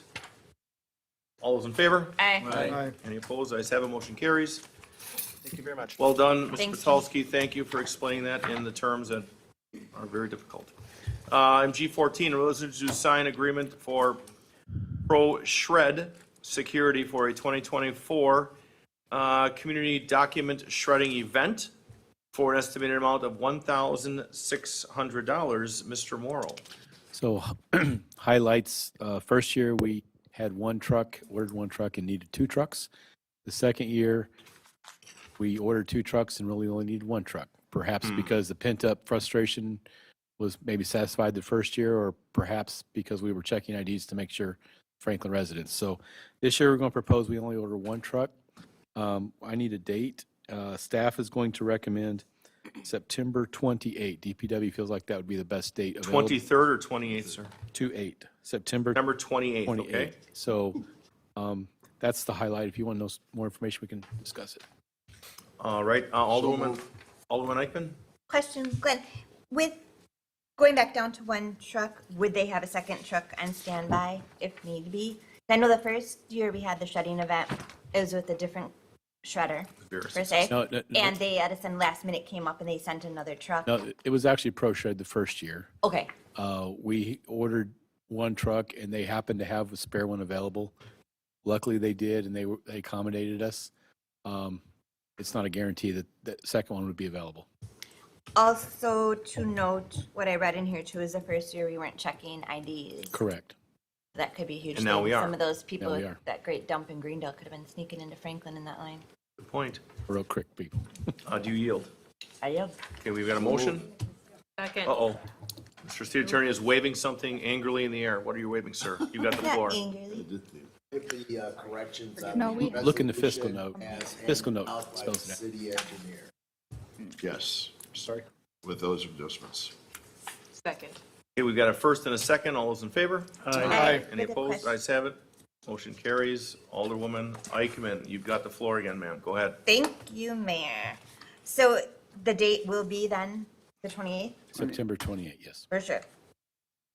Okay, Glenn, that for clarification. As Okay, of, excellent. Thank you. Item G15, an ordinance to add 183-48D to the municipal code that discusses the use of city park pavilions.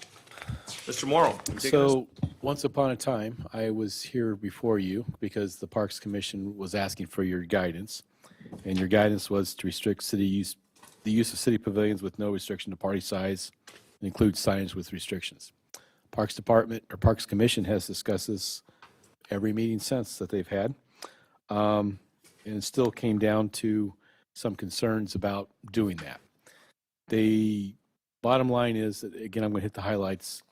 We think we can solve everyone's issues by just and we've talked this with the police department.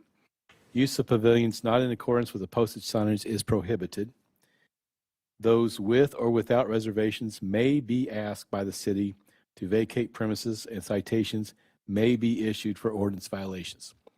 So that was the recommendation from the Parks Commission. Having said that, there was only 4 members at the last meeting, and it was 2, 0, and 2 abstentions. And so there's still a couple Parks Commission members that have some issues with just the concept of restricting the pavilions, period. And so what I asked one of the ladies to do was I said, give me your concerns and I will cut and paste them verbatim into the council action. So you see starting on 238, all the italicized text was her concerns on this procedure. So, but having said that, other Parks Commission members do see the need for having this. The bottom line is there are folks, we believe, that are trying to find out when pavilions are not rented, and then they move in and have a party on those evenings. And if they leave a mess, we can't hold a deposit. And it causes issues with our cleaning, the schedule. When you don't expect the pavilion to be in use as a party, and you show up to just empty the trash, and you're going to have to come back later, or there's now pizza boxes and everything else around, it really presents a problem. So the police department felt that this would solve this issue. They just want a tool in their tool belt. Even though we have rules and regulations posted at our parks, a police officer cannot write a citation based on a sign posted at the park. So this would allow them to be able to issue a citation should they decide that they want to. That doesn't mean they have to, but it's at their discretion, like pulling me over for going 37 and 35. I am violating the law, but hopefully they can wave me on by, or those kinds of things. So this does give the police some discretion, and that's after much debate and discussion, this is our recommendation with those caveats that you see there. Madam Clerk, would you like to chime in on this? We do have people that call on Friday and say, is the park open, is this park? And so in our office, we feel that, you're not going to get a party together, you know what I mean, in one day.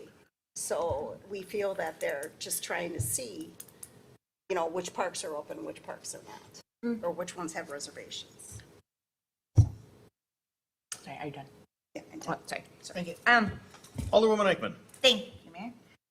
Just some questions on this and concerns. So a sign would be posted at each park pavilion location, correct?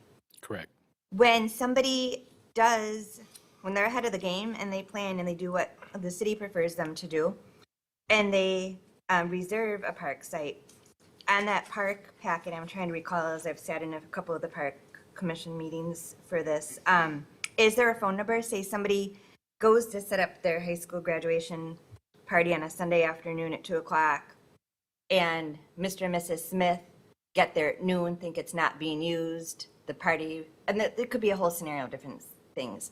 Is there a number for someone to call other than the police on that reservation? Say I have it reserved at 2:00 on a Sunday for a family reunion. I get there with my family, some of my family at 1:00. Somebody else has already set up at noon. So on a Saturday or a Sunday, I would suggest to you, call the police department, and they would come out and they would see that you have a permit. They don't, and they could help. That's exactly they could how help you move in. So That may be on there, the non-emergency phone. yeah, I don't know if the number is or not. I know Yeah. there's different signs at different parks, so maybe not all of them have a I phone believe number. the but- 414-425-2522 is on those signs. I believe that's accurate, Madam Clerk. You still have the floor. And it just still doesn't sit that simple with me, I guess. That it's going to be that cut and Okay. dry, that easy. And not everyone's going to want to call the police department. I have constituents all the time that contact me when they That's should the be only option, contacting. because if you don't have staff on duty on weekends, you're not going to pay them overtime to sit there and wait for the phone to ring. If somebody comes there and you've got it, and you've got your permit in your hand, and I'm there with my group of ruffians that don't want to leave, that's what you do. That's your option. Then the police come there and they check out the permit, and whoever has the permit, that's who gets the pavilion. And that's as simple as it has to be. So, and I would suggest that's really nothing to do with this issue. Correct. Mr. City Attorney? Wasn't, I had concerns when I got to this over the weekend, reviewing it. It's too vague, doesn't give you any detail. First sentence, use of pavilions not in accordance with the posted signage is prohibited. What if the non-permitted user puts a sign up there and says, only used for Halloween, this 14th day of May, whatever the date is, and you have to be costumed? What if that's the posted sign? So I think Good this, point. Would you change it to City And- of Franklin sign? and then it does say, those with or without reservation may be asked by the city to vacate. It's very subjective and out. It was a Do you negotiated recommend- language. Would you recommend, Mr. City Attorney, that we table this until you have a chance to put your legalese on this to make it more binding? Not only that, but I think what is going to be on the posted signs or what is already there should be presented to the common council so know what it is. So why don't we table this till the second meeting in March? Would that be enough time, Mr. Morrow, to get somebody to bring us back with some pictures of signage? And I guess when I was as a Parks Commissioner, prior to an alder, that one of the things that we had was consistency with signage from the pavilion. So I guess to bring up Alderwoman Eichmann's point, that these signs should be consistent and easy to read and easy to follow. So if there's a motion to table this till March 19th. Second. You have a first and a second. All those in favor? Aye. Motion carries is tabled. Item G16, authorize staff to solicit new vehicle bids considered in the 2024 Fund 42 Equipment Replacement Fund. motion, second. So we've got a first and a second. All those in favor? Aye. Any opposed? Ayes have it. Motion carries. Item G17, a resolution authorizing the installation of 2 light poles within the 25-foot wide sanitary sewer easement at 7730 South Lovers Lane, tax key number 794-9999-007. Dairy Queen. If you could, someone, I don't want to destroy that. Dairy Queen. Darmish? Danish, Galini, Gilani. Darmish Gilani, AK Developers LLC, as applicant. I'd like to make that motion in my district for the resolution of 2024. There is a handout, as I'm told by City Attorney and Madam Clerk. So could we, are the changes highlighted on here? No. That's how they I get can you. tell you, the city engineer has to confirm that he made the changes I recommended.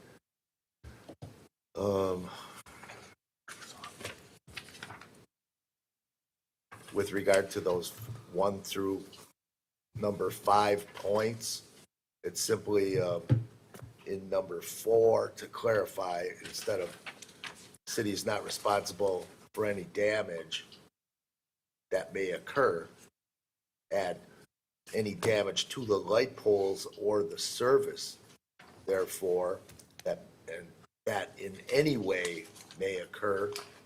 Then it says during or as a result of maintenance purposes, then add maintenance of the easement and its uses purposes. And then in point number 5, after the word mortgage in the first line, put in the word holders with a S in parentheses, because the mortgage holder is the bank, not just any, it says otherwise, any mortgage. It's the mortgage holder with an interest in the property. And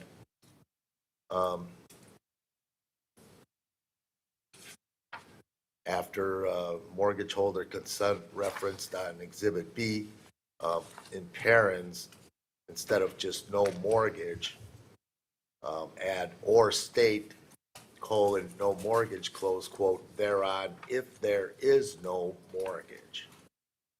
So, those are changes. So is there a motion with those adopted changes? I'll keep my motion. Excellent. Is there a second? Mr. Barber? Oh, question or second? Question. Question, Mr. Barber. I'm not seeing number 2 in the listing here. 1, 3, 4, 5.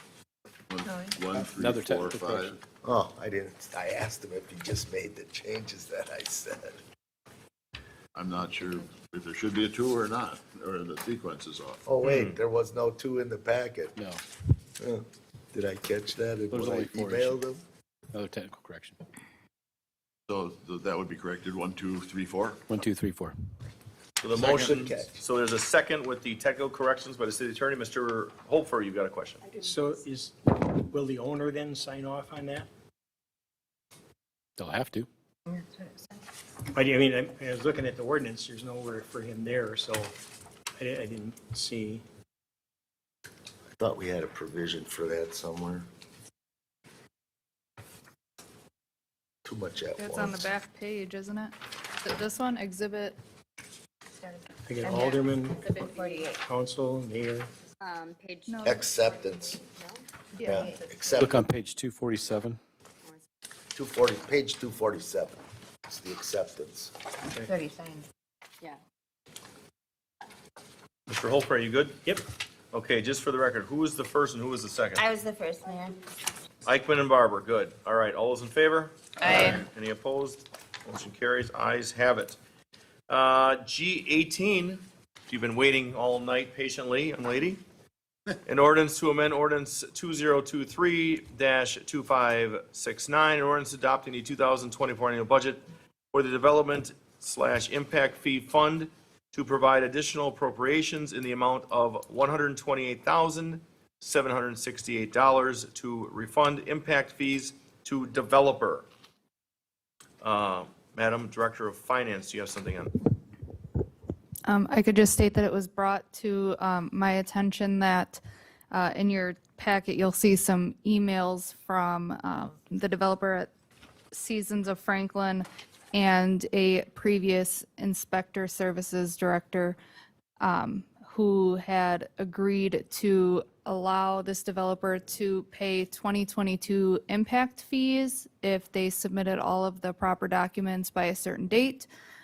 They did do that, however, there was some delay in when they were actually billed for the all of the impact fees. Due to change in staff, that note was never passed onwards, so this developer was billed at the 2023 impact fee rates, and only find it appropriate that since they were given approval to be charged the 2022 rates, that they be refunded for the difference. And this was passed between myself, Director of Administration, the mayor, and Justin, the Director of Inspection Services now. Motion to approve. Second. We have a first and a second. This would be a roll call vote. Alderman Holfer. Aye. Alderwoman Eichman. Aye. Alderman Hassan. Aye. Alderwoman Day. Aye. Alderman Barber. Aye. Alderman Craig. Aye. 6 ayes, no noes, motion carries. Item G19, in ordinance to amend ordinance 2023-2569, in ordinance adopting the 2024 annual budgets for the general fund, capital outlay fund, and TID 8, capital projects fund to provide carry forward appropriations from the 2023 annual budget for specifically identified projects and uses in the amount of $1,286,407. This would be Madam Director of Finance. So every year around this time, you're produced and introduced a budget amendment looking for projects and uses from the previous year to be carried forward into the current year, anticipating that money wasn't spent.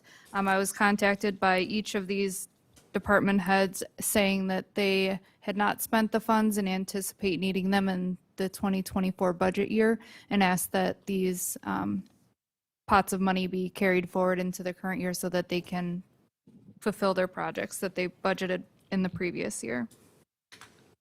And I Motion to can, adopt the carry forward. Second. We have a first and a second. We've got discussion, two discussionaires. Alderwoman Eichman. Thank you, Mayor. Just real quick, for the Employee Recognition General Fund, I feel our employees should be recognized every day of the year for all their hard work. But what type is that in regards to? I know at one point we had talked in the past, at least myself with the city administrator and the mayor, I don't recall if it was in a council meeting or so forth, that recognition also be extended to those who serve on boards and commissions? Is that part of that fund too, or is that completely separate? No, that's separate. So the mayor has an allotted amount for employee recognition, and then the director of administration has a set amount for employee recognition too. Okay, thank you for that clarification. Alderman Holfer. Well, following up on that, so the total is 1,000? There was $1,000 budgeted in '23 and went unspent, so it's wanting to be carried forward into 2024. So I don't know that you're necessarily prepared to do this evening, but I would greatly appreciate a breakdown of the contingency merit pool transfer of $73,200. What kind of breakdown are you looking for? Where it's all going to. There's no anticipation of where it's going to. It's just two pots of money from 2021 and 2022 being carried forward. So that's the full balance that was left from, Correct. That's the full balance. And there's no anticipated spending at this current moment for it, except one of the future agenda items. so is there an easy place to find the balance and monitor that throughout the course of the year? Yes. And I can get back to you on that, but I'm almost positive that according to our accounting software, there hasn't been any use of it so far. Okay, because I hear people bandering about requesting use of those funds, so. Okay, well, I haven't heard of anything other than the one agenda item that's on here. Thank you. Yep. Okay, we have a first and a second, and this is a roll call vote. Alderman Craig. Aye. Alderman Barber. Aye. Alderwoman Day. Aye. Alderman Hassan. Aye. Alderwoman Eichman. Aye. Alderman Hope. Aye. 6 ayes, 0 noes, motion carries. Item G20. An ordinance to amend municipal code section 222-4 to add a degradation fee to right-of-way permits. Who has this one? That'd be me. So developers have figured out that the fresher the asphalt, the easier it is to dig. And unfortunately, that leaves us in a predicament trying to deal with a road patch after the fact. So there is some model ordinances out there, and many communities around us have a degradation penalty, if you will. So the newer the road, if you need to cut open our road, you're going to pay accordingly for that. So, Mr. City Engineer, would you mind moving that closer to you? Because, thank you. hello? Okay. So the degradation fees, so there is a model ordinance out there, but then several communities around us have adopted somewhat similar ordinances. The intent is that if you're going to dig up one of our roads, you're going to pay dearly for that, especially if it's a brand-new road. And so there's a formula which looks complicated, but it's really fairly easy to administer. And bottom line is we're trying to raise more money for what we do. This would have brought in an additional $22,000 last year.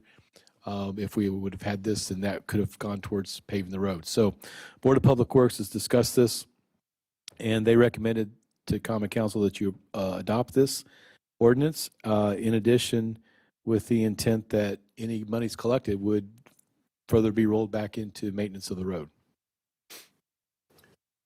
Okay, is there a motion on this? I'd like to make the motion to adopt. Second. We have a first and a second. All those in favor? Aye.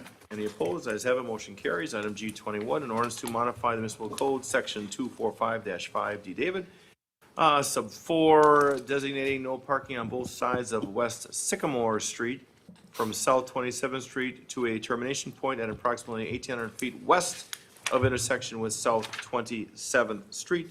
Mr. City Engineer. This came up because we tend to have tractor trailers parking at the very end of this overnight.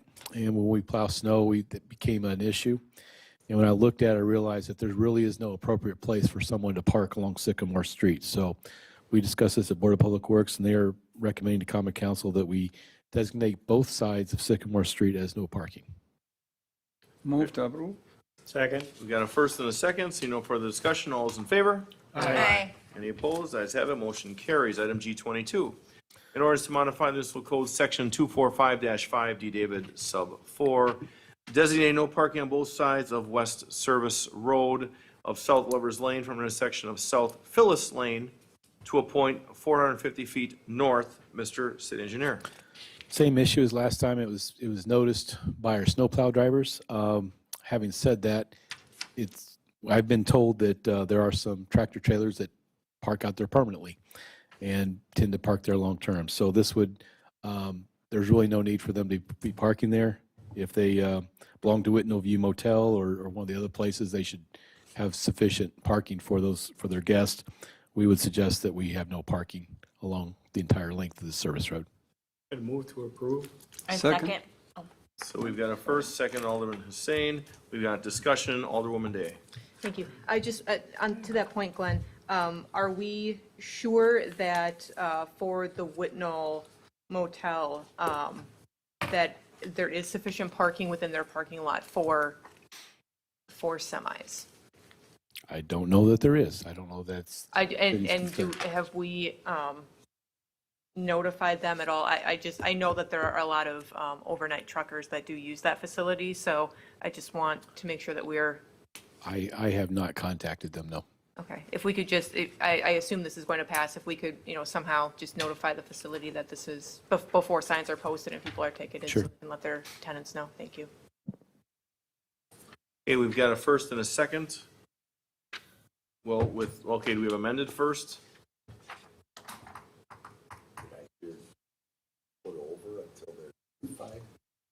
I didn't hear that.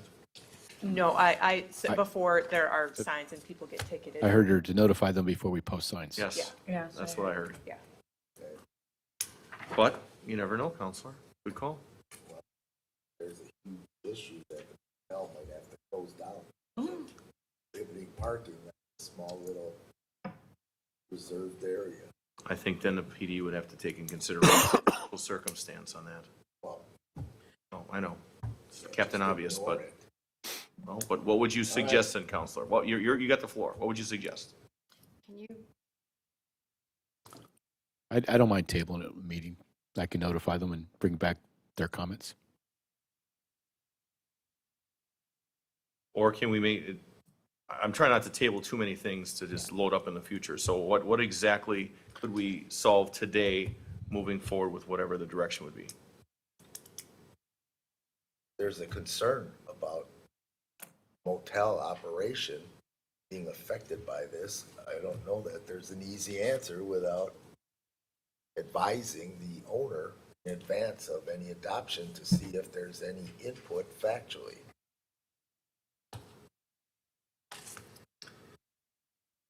Okay, so if we table this tonight, what's the exact direction to give to staff then, please?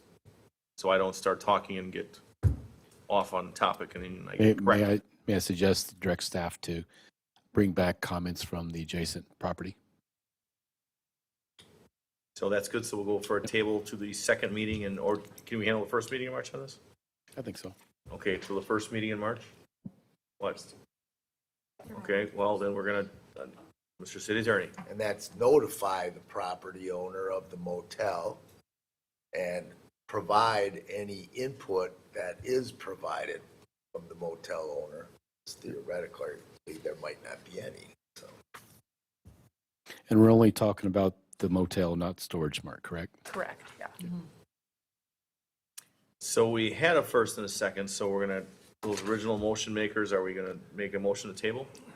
Mr. City Attorney? There's a storage park there. Would semis park on the street to unload or load from the storage company? Storage Mart is a self-service. Okay, I don't know. I just thought I'd ask. There's a big lot there that dump trucks and stuff park in. I don't know if it's theirs or not. Yes, I don't know which. But I see that how all the much is- time. It almost looks like a semi in the corner of the picture.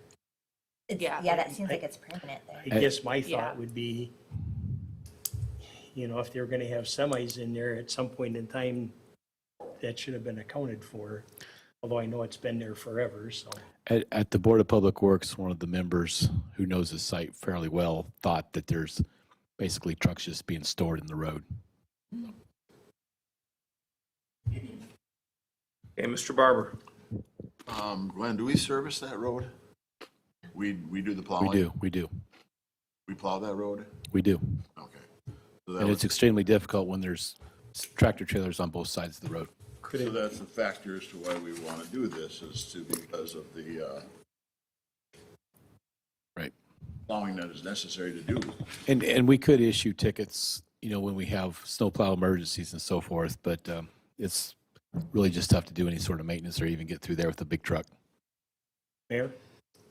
Alderman Hopefer, then Alderwoman Day. Could we do no parking November to April or March or something like that, like they do in some other cities? Normal winter restrictions that we You have currently on the could. books. That's an option. We currently have on the books anyway. However, you were saying that it was difficult to get through to do maintenance on other areas when there's parking there. Does the motel not have adequate parking? I mean, is it that their that's my question. responsibility? That's, Well, hold on. So, okay, right now, we've got, Madam Director has got the floor, then Alderwoman Day. My question is, does the motel operator have adequate parking, and is that not their responsibility? Because ultimately, what I'm hearing the Director of Engineering tell us is that this is going to be a year-round issue, not just when snow is on the ground. I agree. Mr. City Attorney, then Alderwoman I Day. think the city engineer said there's no ability to park semis, not enough room on the motel parking lot. Don't know. It's obviously more convenient to park on the road. There may be space in the parking lot, but to turn around might be difficult. Don't know. Alderwoman Day? I guess just to clear up the confusion, I'm not suggesting that we don't move forward with the no parking restriction. I'm just suggesting for courtesy to the motel owner and their tenants that we notify them in writing of this decision if we vote to put up the no parking signs, that we notify them in writing of this decision, just so that they can let their tenants know that that is no longer an option for them. And yes, it would be the motel's responsibility. If they wanted individuals who drove semi-trucks to stay there, they would have to provide parking for it. I'm not suggesting that we don't do the no parking, just I would like the motel to be notified so they can notify their tenants.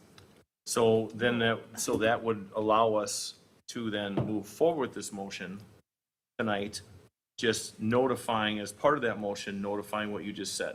Yes. Which makes perfect sense. Alderwoman Eichman. Okay, that changes a little bit of what I was going to say. I was in agreement with what Alderwoman Day originally said. I mean, that motel's been there forever. They've been a good neighbor to my district. They have trucks that are parked out there. I mean, I drive past there often several times a day, so to send us to go knock on the owner's door and say, hey, by the way, you've been doing this for decades and decades, pretty much ever since you've been here in the city of Franklin, but now no more. I feel we should talk to them, give them some And that's what that notice. letter will be. Got it. What if it would affect their business? Then we don't care. Well, Alderwoman,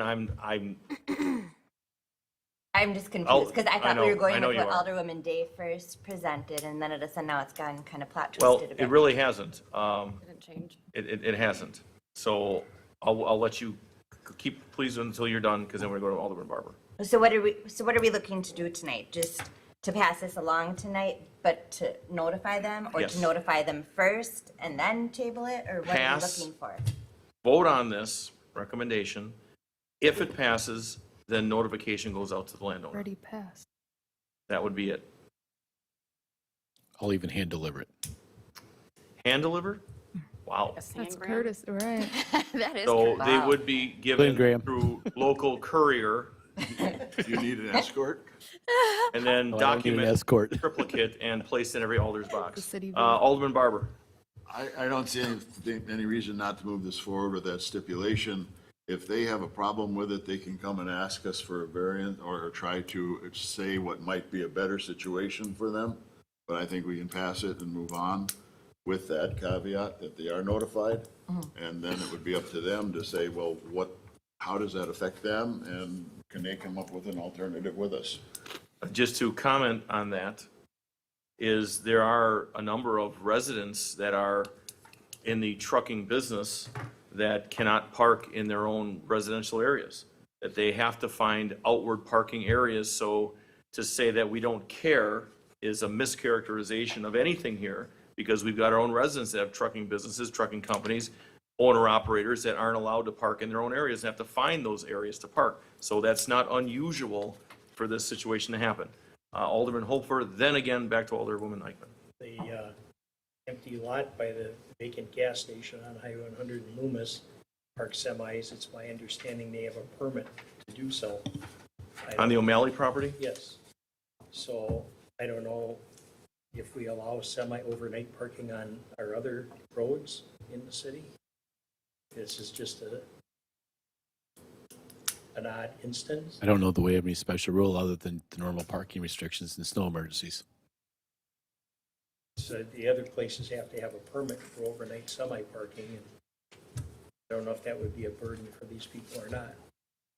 Well, I'm sure it's going to be an inconvenience from what they're normally used to, but if there's another option, there's other options. But if we're moving forward for the betterment of the city and the best interest of the city, we have to make difficult decisions. So I think what it is given the notice and. So see Board where of they Public go. Works also noted that this really is one of the entrances to the city, and looks kind of trashy to have all those rig rigs stored there. Mr. Holfer, you still have the floor. I yield. Alderman Eichmann. Thank you, Mayor. Bottom line, I wasn't against this from the start. It was just the confusion of what Alderwoman Day had first presented, and then it kind of did a 180 turnaround. I look at it from the standpoint of we are paying the city. As a city, we are the ones that are plowing that road, so we should be able to access what we're plowing. Heaven forbid if there's a patron staying at that motel and an ambulance can't get through, if there's a medical emergency, that's another way to look at it too. I mean, we have to get through to plow it for safety for a variety of different reasons. So with that, I will yield. I'm fine with passing it tonight. Excellent. So with that, did we have a first and a second, all the confusion? Yes. Who was it, a little louder? Holfer? Or whispered even closer? Holfer and who? It's on the second. Okay. Oh, we've got a first and a second. Seeing no further discussion? All those in favor? Aye. Any opposed? Ayes have it. Whew. 23, a resolution authorize Amendment 1 to agreement with Cooney Architects LLC for the DPW and Fire Campus Site civil design and 11,000 square foot DPW building design in the amount of $40,653. Mr. Morrow. So if you recall, we threw out all bids for the storage facility at DPW. We've been working with the architect on how to get a better bang for our buck and get it in something we can afford. So we're going to try to just add on to the existing DPW building. I will tell you the architect's already started work, even though we haven't signed his contract amendment yet, working diligently to try to come up with a better solution. So. Okay, now my question is, before we turn it over to. And we have an adjusted. What? And we do have an adjusted resolution at your table. So, yes, there is a labeled G23, but just so we're clear on this, so there isn't, because I did field a couple calls on this caveat about fire campus site. So for DPW and fire campus site, and I don't want to bewilder this because it's not exactly on here, but it's mentioned. We're miles, if not, thousands of kilometers away from going to a future fire department there. Given what's on South 60th Street and given our, how we're handcuffed to what it's got to be. I mean, this is going to be a big deal. It's going to have to go to referendum for this is, like, again, miles away. I'm concerned that we're moving ahead, spending money on having anybody design anything that's fire department related for the future. I highly am against that. So I guess I would say that, I appreciate the comment. I would say that we want to make sure that should a referendum happen and someone in the future decide that we're going to do a fire station there, we want to make sure that we're accommodating that So we don't want to build things that get in the way later of a potential fire station. Fair enough. Thank you for the clarification. Alderwoman Eichman. Thank you, Mayor. Real quick, in reading this over, so although this is coming in front of council this evening, it already says staff's already been meeting with them to complete the construction project in 2024. What if we said no? Then they're out some money. They understand that they had to, well, and so before you say no, I will tell you that we took out a bond to pay for the building. And so doing nothing was not an option. We had to figure out how to build something. Otherwise, we have to figure out how to pay back that bond in a mess. That would be a mess. So We could have held a special common council meeting for that approval though, right, too? Before you just went forward without council approval? Or what am I not understanding? sure, I guess we could have. Just took a while to work out the details, but the architect understands that I don't want to go into an open session. Right, exactly. So And I think you guys already approved this has been their, approved. their This is an contract. amendment. This is just an This is amendment. an amendment. but- It's already been approved. Alderwoman Eichman, you And still I have. think this is the direction council Okay. gave me last time I brought this forward. It is. That's the clarification I was Thank you. Do alluding it- to. And the bond also includes the Lovers Lane Water Tower and Main Water, which is estates, will start construction this spring. And they are under construction now, yes. There you go. Is there a motion? Second. We got a first and a second. All those in favor? Aye. Any opposed? Ayes have it, motion carries. Item G24, authorization to solicit and receive bids for Kayla's Playground poured-in-place flooring at Franklin Woods Park at 3723 West Putes Road, tax key number 854-9936-000. So this is in the budget, and we jumped the gun a little bit. We put these out on the street, just so everyone's clear. We actually had a pre-bid meeting today with 3 contractors, and we're accepting bids provided that you approve this 3 weeks from tomorrow. Okay, Alderman Eichman, are you looking to make a comment? Just a question. When the states in here and the construction occurs, the playground's expected to be closed up to 4 weeks, probably the month of June 2024. There's no better month to do that? I mean, that's right, when school lets out. That's We had a lot of discussion with Mrs. Runty and some other people that were in the know.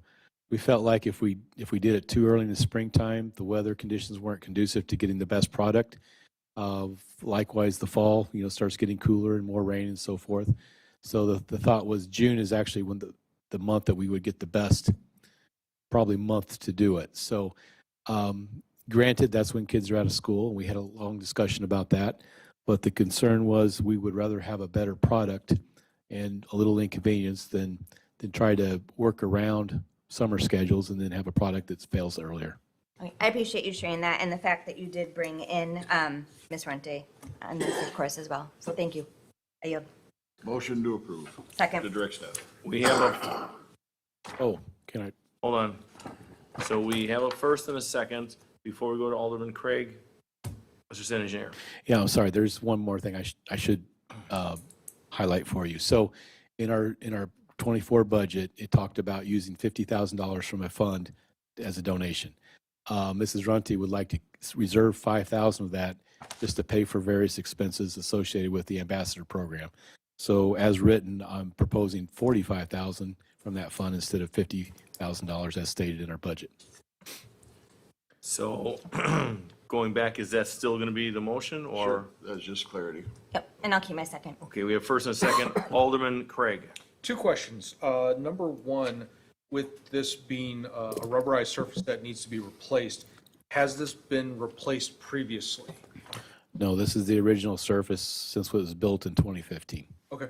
And then the other question is this something where it has to be replaced, or is this something that can be repaired?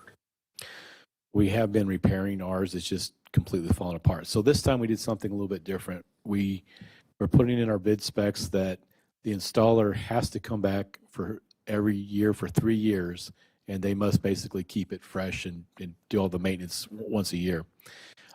From there on, we're also asking for a bid item that they would come back each year thereafter for a total of 7 more years. So we ran into an issue last time where what's the best coating to put on it, and it's a different coating depending if it's year 2 or year 4, those kinds of things. So we don't have to worry about that. The person who installs it knows the product the best, and they're going to come back and try to maintain it. We would still have to pay them extra if we should say there's some vandalism or something that goes on, but for the most part, they'll come back once a year, every spring, and freshen up everything. Great, thank you. So we've got a first Second. and a second. All those in favor? Aye. Any opposed? Ayes have it, motion carries. Item G25. In ordinance to amend ordinance 2023-2569, an ordinance adopting the 2024 budget for the general fund to transfer $6,005 of merit pool costs to engineering personnel costs. This would be Madam Director of Finance. I'll let the city engineer take this one.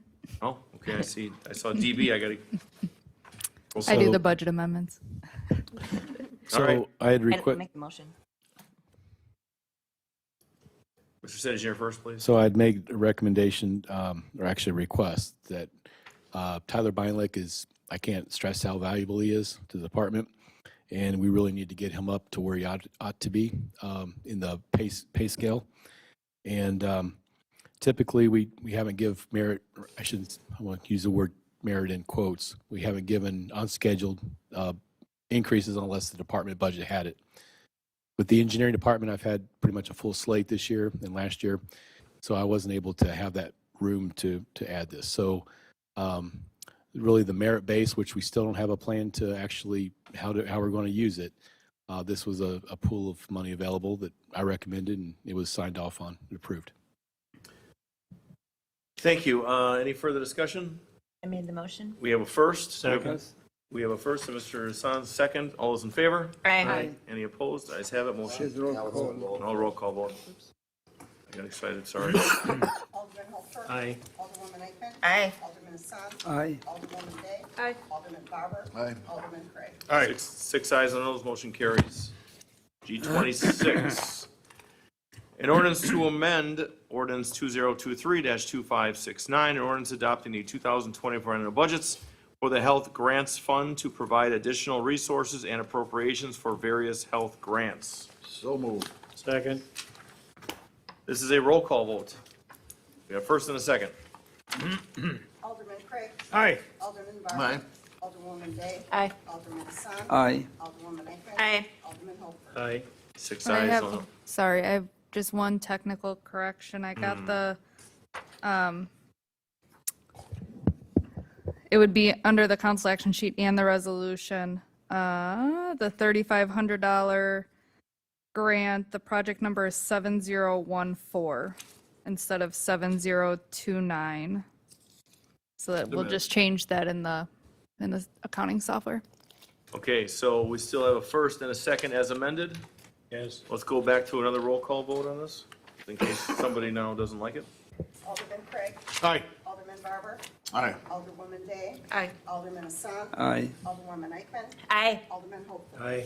Six ayes, no noes, motion carries. Item G27, an ordinance to amend ordinance 2023-2569, an ordinance adopting the 2024 annual budgets for the health grant funds to provide additional $9,800 of resources and appropriations for the new Alliance of Wisconsin Youth State Opioid Response Prevention Grant. And this is also a roll call vote. Mr. Barber? Second. We have a first and a second. Seeing no further discussion, roll call vote, please. Alderman Holfer. Aye. Alderwoman Eichman. Aye. Alderman Hassan. Aye. Alderwoman Day. Aye. Alderman Barber. Aye. Alderman Craig. Aye. Six ayes, no noes, motion carries. Item G28, an ordinance to amend ordinance 2023-2569, an ordinance adopting the 2024 annual budgets for the capital outlay fund to carry forward $48,365.79 of unused 2023 Planning Department software appropriations and provide additional appropriations associated with the Huzel Levine Associates LLC contract in the amount of $16,510. This will also be a roll call vote. There's a revised agenda in front of you. Yes, it updates the actual contract amount to $64,875, which is what I had previously emailed out to all of the aldermen. Yes, you did. So is there a first and second? Motion to adopt. So we've got a first, Alderwoman Days second. This is another roll call vote. Alderman Holfer. Aye. Alderwoman Eichman. Aye. Alderman Hassan. Aye. Alderwoman Day. Aye. Alderman Barber. Aye. Alderman Craig. Aye. 6 ayes, no nos, motion carries. Let's go to item G29. An ordinance to amend ordinance 2022-2521. An ordinance adopting the 2023 annual budget for the general fund to carry forward $10,820 of unused 2020 appropriations for the senior citizen travel account. Ms. Director of Finance, Ms., would you please give us a little spiel? Sure.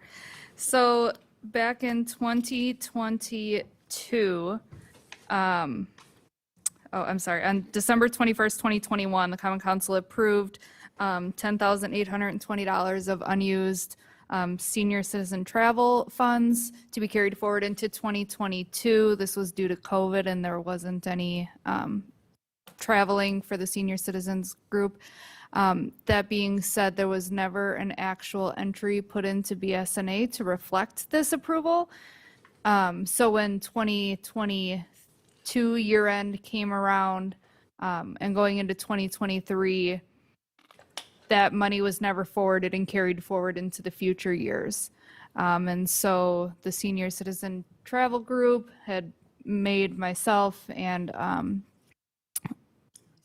yes, and the director of administration aware that they had this money sitting and needed to be carried forward. And like I said, it was approved. It was just never made into the accounting software for past director of finance employees to see and carry it forward in the proper manner. So Good catch.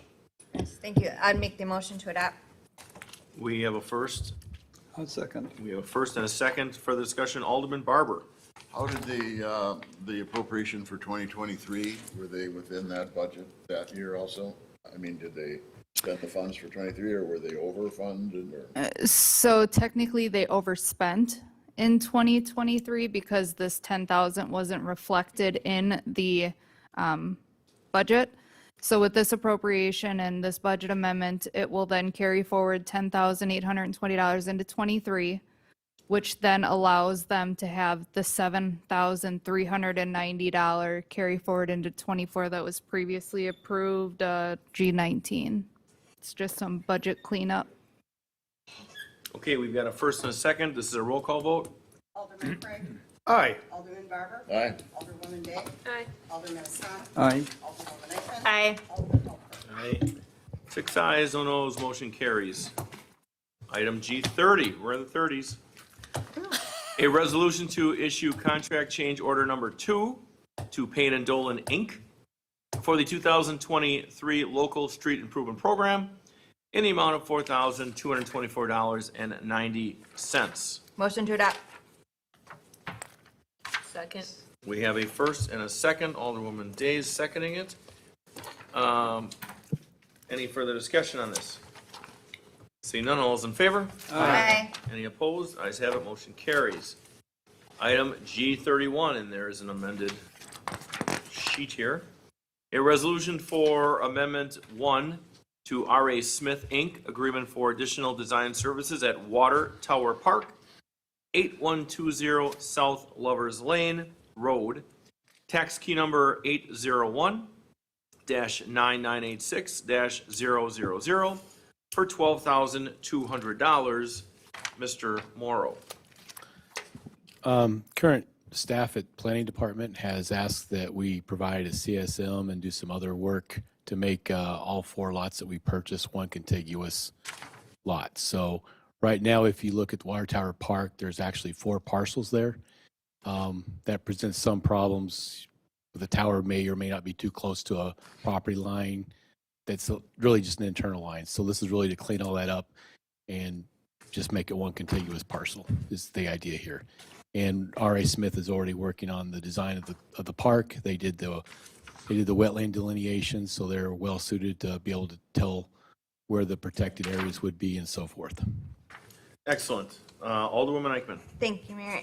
Glenn, in protecting my constituents, as you and I have had this discussion a few times, how does this affect that piece of land that we've been in discussions upon? So I don't want to move thi- forward. this, if we- yeah, this has nothing to do with that Nothing. issue. So Okay, this just is, wanted to be this clear. is specifically taking those 4 parcels, trying to turn it into one, so we can put, a water tower structure. So I had discussion with previous planning staff, administrator, and the feeling was it wasn't needed, but current staff feels it is, so that's why we're here. So it has nothing to do with that for clarification. Now, we still Some need, of those are we, listening. we still need to discuss that issue, but that's a different issue. Okay, as long as they're loud and clear for those listening, it is a different issue. Thank you. I appreciate the clarification. Is there a motion? So moved. Second. We have a first and a second. All those in favor? Aye. Any opposed? Ayes have it. Motion carries. Item G32, authorization to bid the 2024 local street improvement program, resurfacing and preventative maintenance contracts. Mr. Morrow, what do you got on that?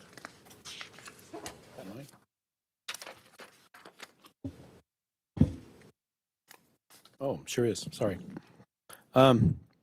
This is just, we're ready to bid the project this year. So Exciting. we'd like to, for the most part, we're going to work on Putes Road from 76 to St. Martin's.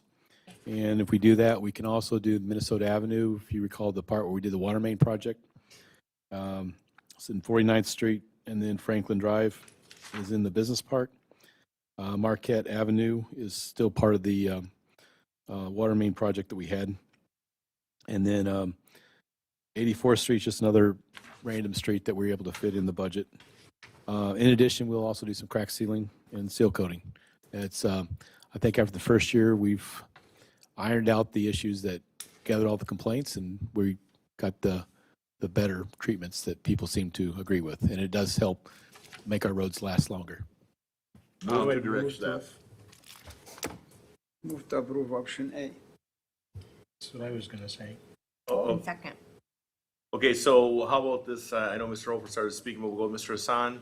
And then do we have a second on that? It sounded like he was going in a different direction. Were you going A? Oh, you were? Okay. Okay, so we have Barbara's an A. Further discussion, I have a question before we go into the vote. So that Putes Road project, I know we've talked about that pathway that's gonna go. I do have a little update on that.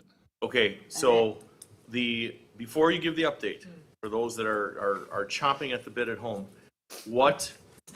this is the pathway that, all the feedback I'm getting is to put that path on the south side of the street. You got the floor, sir. Okay. So I called DOT. Actually, I was able to finally get a hold of the person on Friday. The person who took our application, it was the Southeast District representative for communities, quit DOT. So it took me a while to find who I was supposed to talk to. But they just finished the first flush of looking at the projects. And he said it would be at least another month, if not 2 months, before we find out something. So you're looking probably sometime end of March or sometime middle April is when we'll find out if we get it.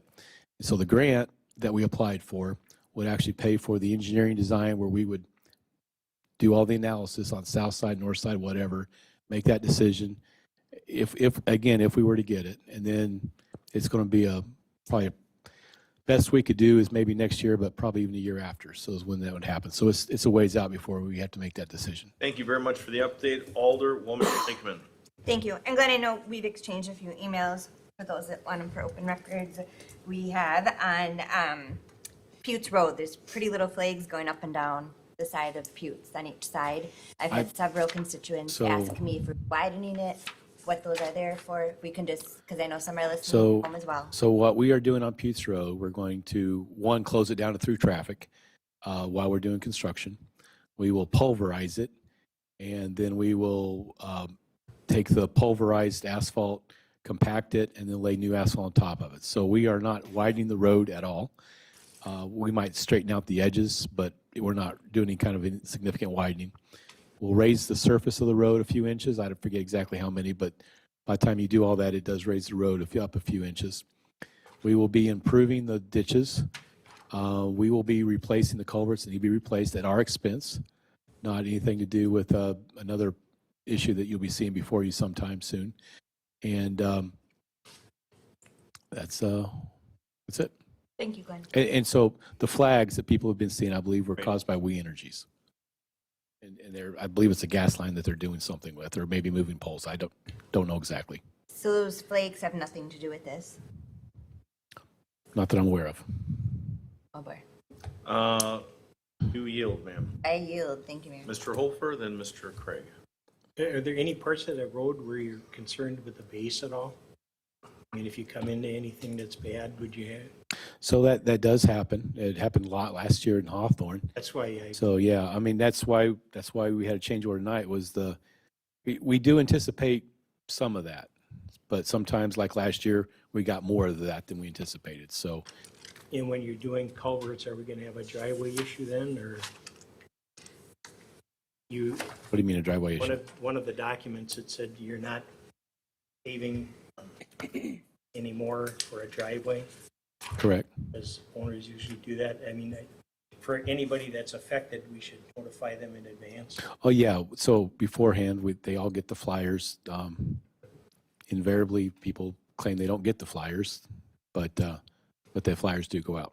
Just so they know that that would be their responsibility. No. So the culverts?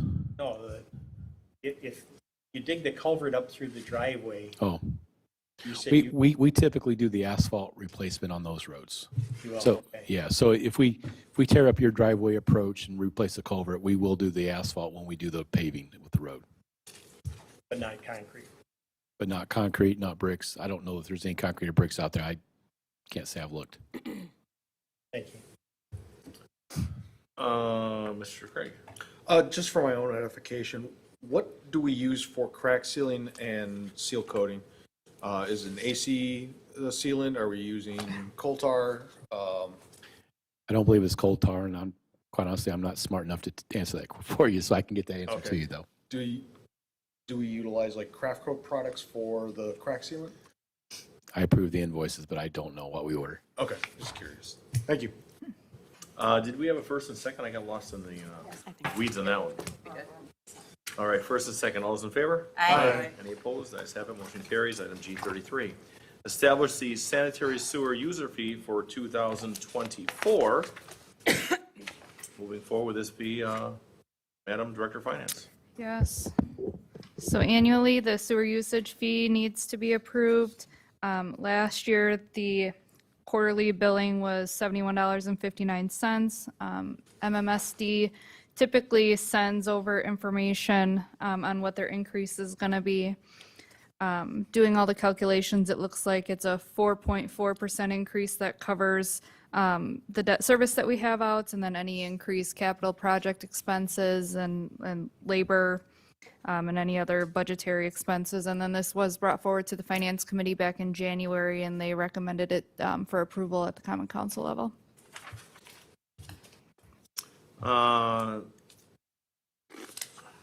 Okay, do we have this a roll call vote as well, or?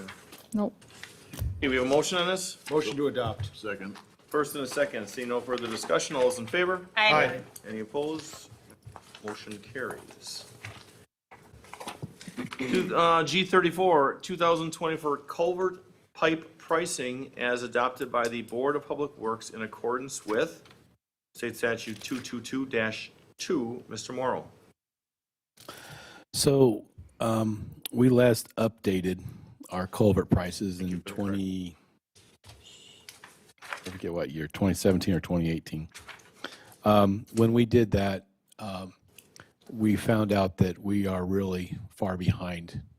Basically, we're barely able to cover our own cost of materials, not to mention labor and equipment, so forth. So we did some looking on what would it take if we actually updated prices to include what we would charge out, looking at our hourly rates for equipment and hourly rates for personnel. and it's still significantly less than what anyone could hire a contractor to come out and do this. So we talked about this at the Board of Public Works. We would like to suggest that, actually, we're recommending that we adopt these, we recommended to the Board of Public Works that these be adopted. And the Board of Public Works had looked at it, and that's what we're doing. So this is really here for informational purposes only, because per the way the code is written, the Board of Public Works actually sets the rates. But we wanted to bring it to the Common Council so everyone understands, not only did we raise rates, we raised them somewhat significantly, but we're just trying to really cover our cost, so. So is there a motion to receive and place on file? Motion. I'm sorry. Let's get a little aggressive over here. So we have a motion and a second over here? Well, I had my hand up because I was Oh. asking for a recommendation. Is a motion needed? Well, to receive and place on file. Okay. That's what we're gonna do. First, again, it's first, second, whatever. There we go. All's in favor? Aye. Any opposed? Ayes have it, motion carries. Item G35.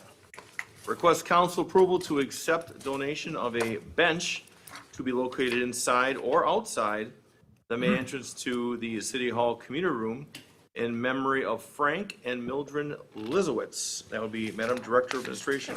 Yes, thank you. We have longtime residents, Frank and Mildred, that loved the senior center, the community room, and they really wanted, their family really wanted to dedicate a bench in their name to that area. So they're amenable to whatever we would like in terms of what the council would like to see, if it's inside, if it's outside. We already have several benches outside. So I had suggested that perhaps we would want to look at having something just inside the door. But this is a couple that was here for many, many decades and very involved in the activities that took place in the community room. And when my understanding is when Frank passed, Mildred spent a lot of time in the community room, and there were a lot of people that were very caring to her. So her family would just like to be able to dedicate this in their name. Very nice. So Motion to accept. Second. Okay, just one point here. We have a first and a second. Now, Glenn, one of the things that I want to make sure, and I also voiced this to Madam Director, was that if there's a bench that's put out there, outside like the main entrance of City Hall, are we responsible for maintaining that? And what happens if, some of these ruffian friends of mine come here and they destroy it? Then what happens to that? Do we then take ownership of that? Do we then fix that? Please explain. I don't know. I do know that people pay for the benches. And in fact, we, the city, are planning to pay for one for a longstanding Board of Public Works member, Jim Barnicki. We still have to put that one up. So don't know if someone were to come damage it. Don't know what would. Well, that's the thing, is I'd hope that we don't, end up buying something here that it's a great gesture. I think we're gonna put it out there in good faith, and it's a wonderful thing to present. But again, you got the ruffians from Class 86. This happens at, so the Parks Commission actually has a policy on what they'll accept. We have certain benches that we allow. I don't think we've ever talked about how do you replace it should it be needed. Right. Okay, And just bringing that up to the point. I think we had Alderwoman Day first. Did you do something? No. Okay, Alderwoman Eichmann. Just real quick, since the family was open to having it inside or outside, I like the recommendation of the city administrator to perhaps have some seating inside. Sometimes it's nice, sometimes seniors like to change down, maybe change out of winter boots in the winter into different shoes, so forth. Then that would Galoshes. eliminate from that rowdy class of 86 coming here to damage it. that was kind of my thought process Okay. too, is you don't have to worry about it being weathered. It can go inside. It's still very much part of, in fact, it's closer to the room that they wanted, and it would actually serve a function that is not currently being served right now inside. Okay, very good. We had a first and a second, I believe. Is that right, Madam Clerk? Okay, all those in favor? Aye. Any opposed? Ayes have it, motion carries. G36.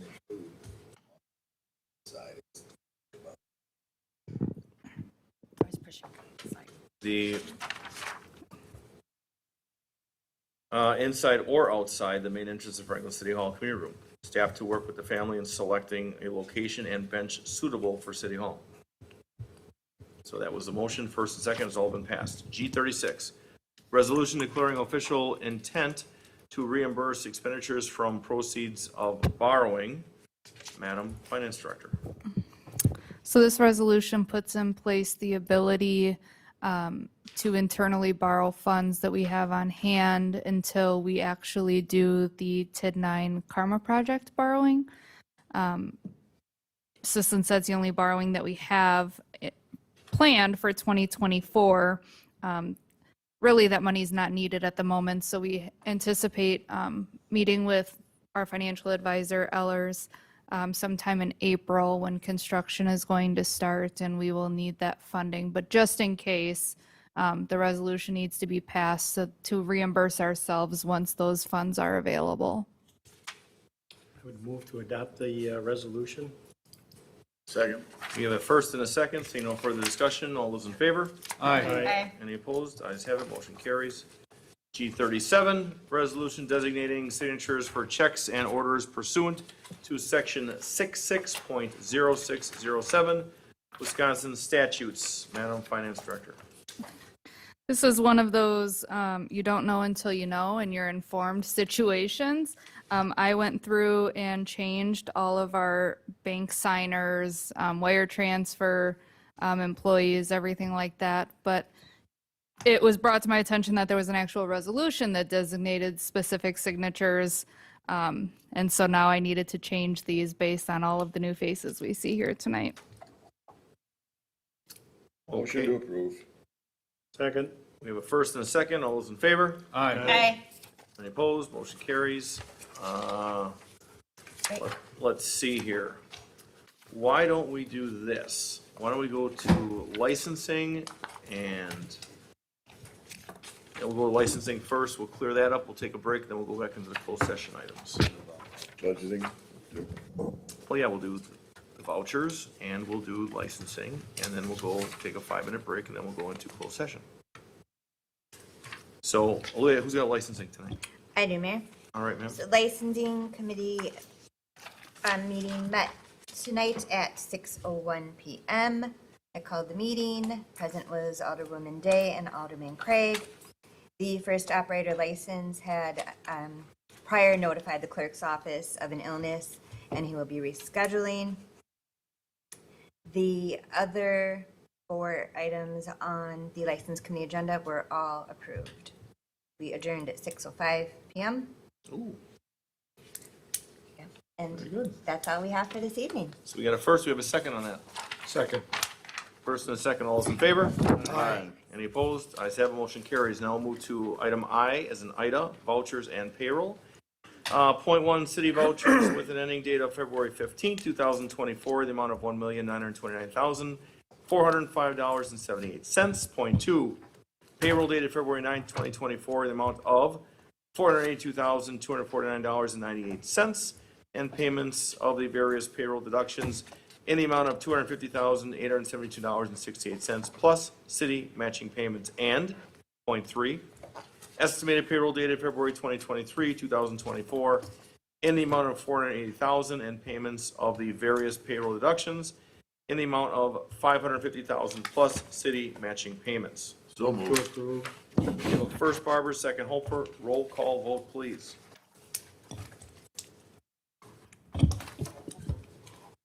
Alderman Hofer. Aye. Alderwoman Eichman. Aye. Alderman Hassan. Aye. Alderwoman Day. Aye. Alderman Barber. Aye. Alderman Craig. Aye. 6 ayes, no noes, motion carries. We are going to take a recess and come back at 9:35 PM.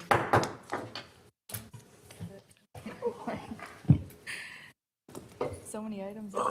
Recording stopped. Could have some ruffians. And class of 91 went.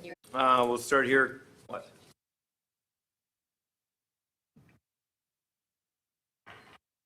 Is it green light alpha? We're good. Okay, everybody's happy. Item G38, well, it's actually now 9:37 PM. We are back on session. Item G38, the Common Council may enter in closed session pursuant to 19.85 sub 1 sub E and G stats to consider a claim submitted by Jeff Kramer alleging tire damage to his vehicle as a result of hitting a manhole cover in the city of Franklin on January 12th, 2024, may enter open session at the same place thereafter to act on such matters discussed therein as it deems appropriate. Is there a motion to go into closed session? So moved. Second. We have a first and a second. Roll call vote, please, ma'am. Alderman Craig. Aye. Alderman Barber. Aye. Alderwoman Day. Aye. Alderman Hassan. Aye. Alderwoman Eichman. Absent. Alderman Holfer. Aye. 5 ayes, 1 absent. We are in closed session, slowly moving into closed session. Is it still?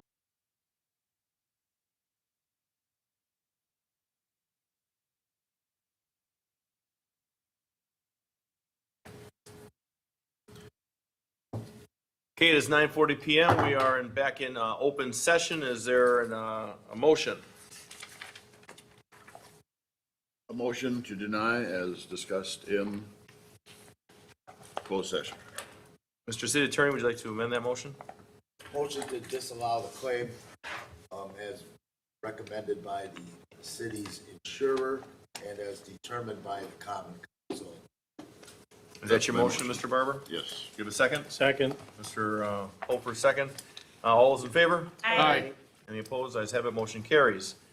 Item G39.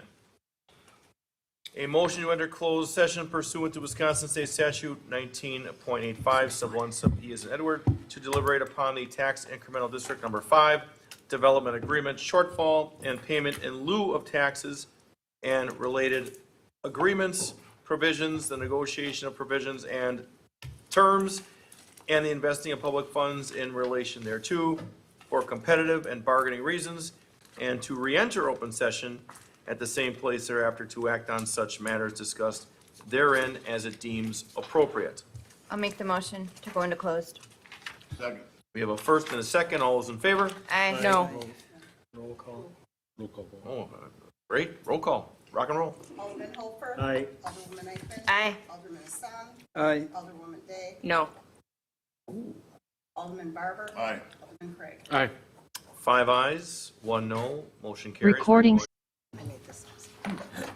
Green Light Alpha.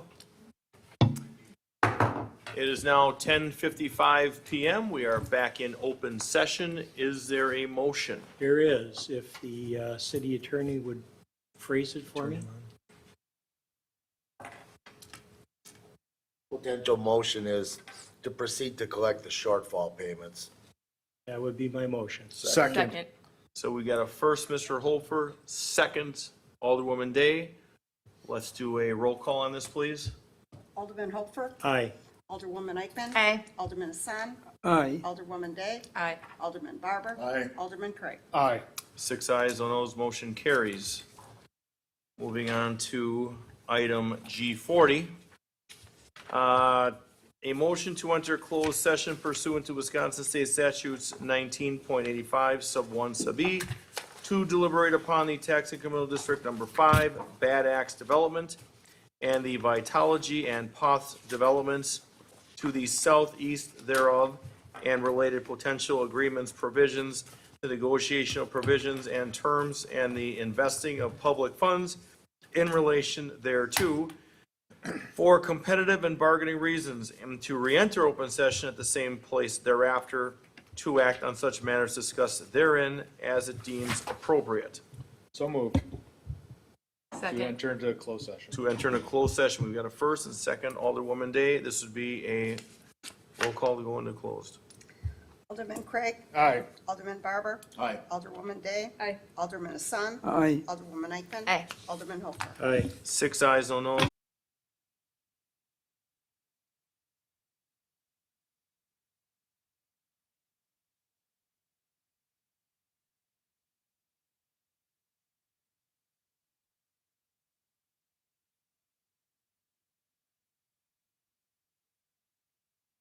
You tell me when. Good? Is recording paused? Recording in progress. 11:28 PM. We are back in open session. Is there a motion to adjourn? So moved. Second. We have a first and a second. All those in favor? Aye. Any opposed? Ayes have it. We are adjourned at 11:29. Slowly moving on. Recording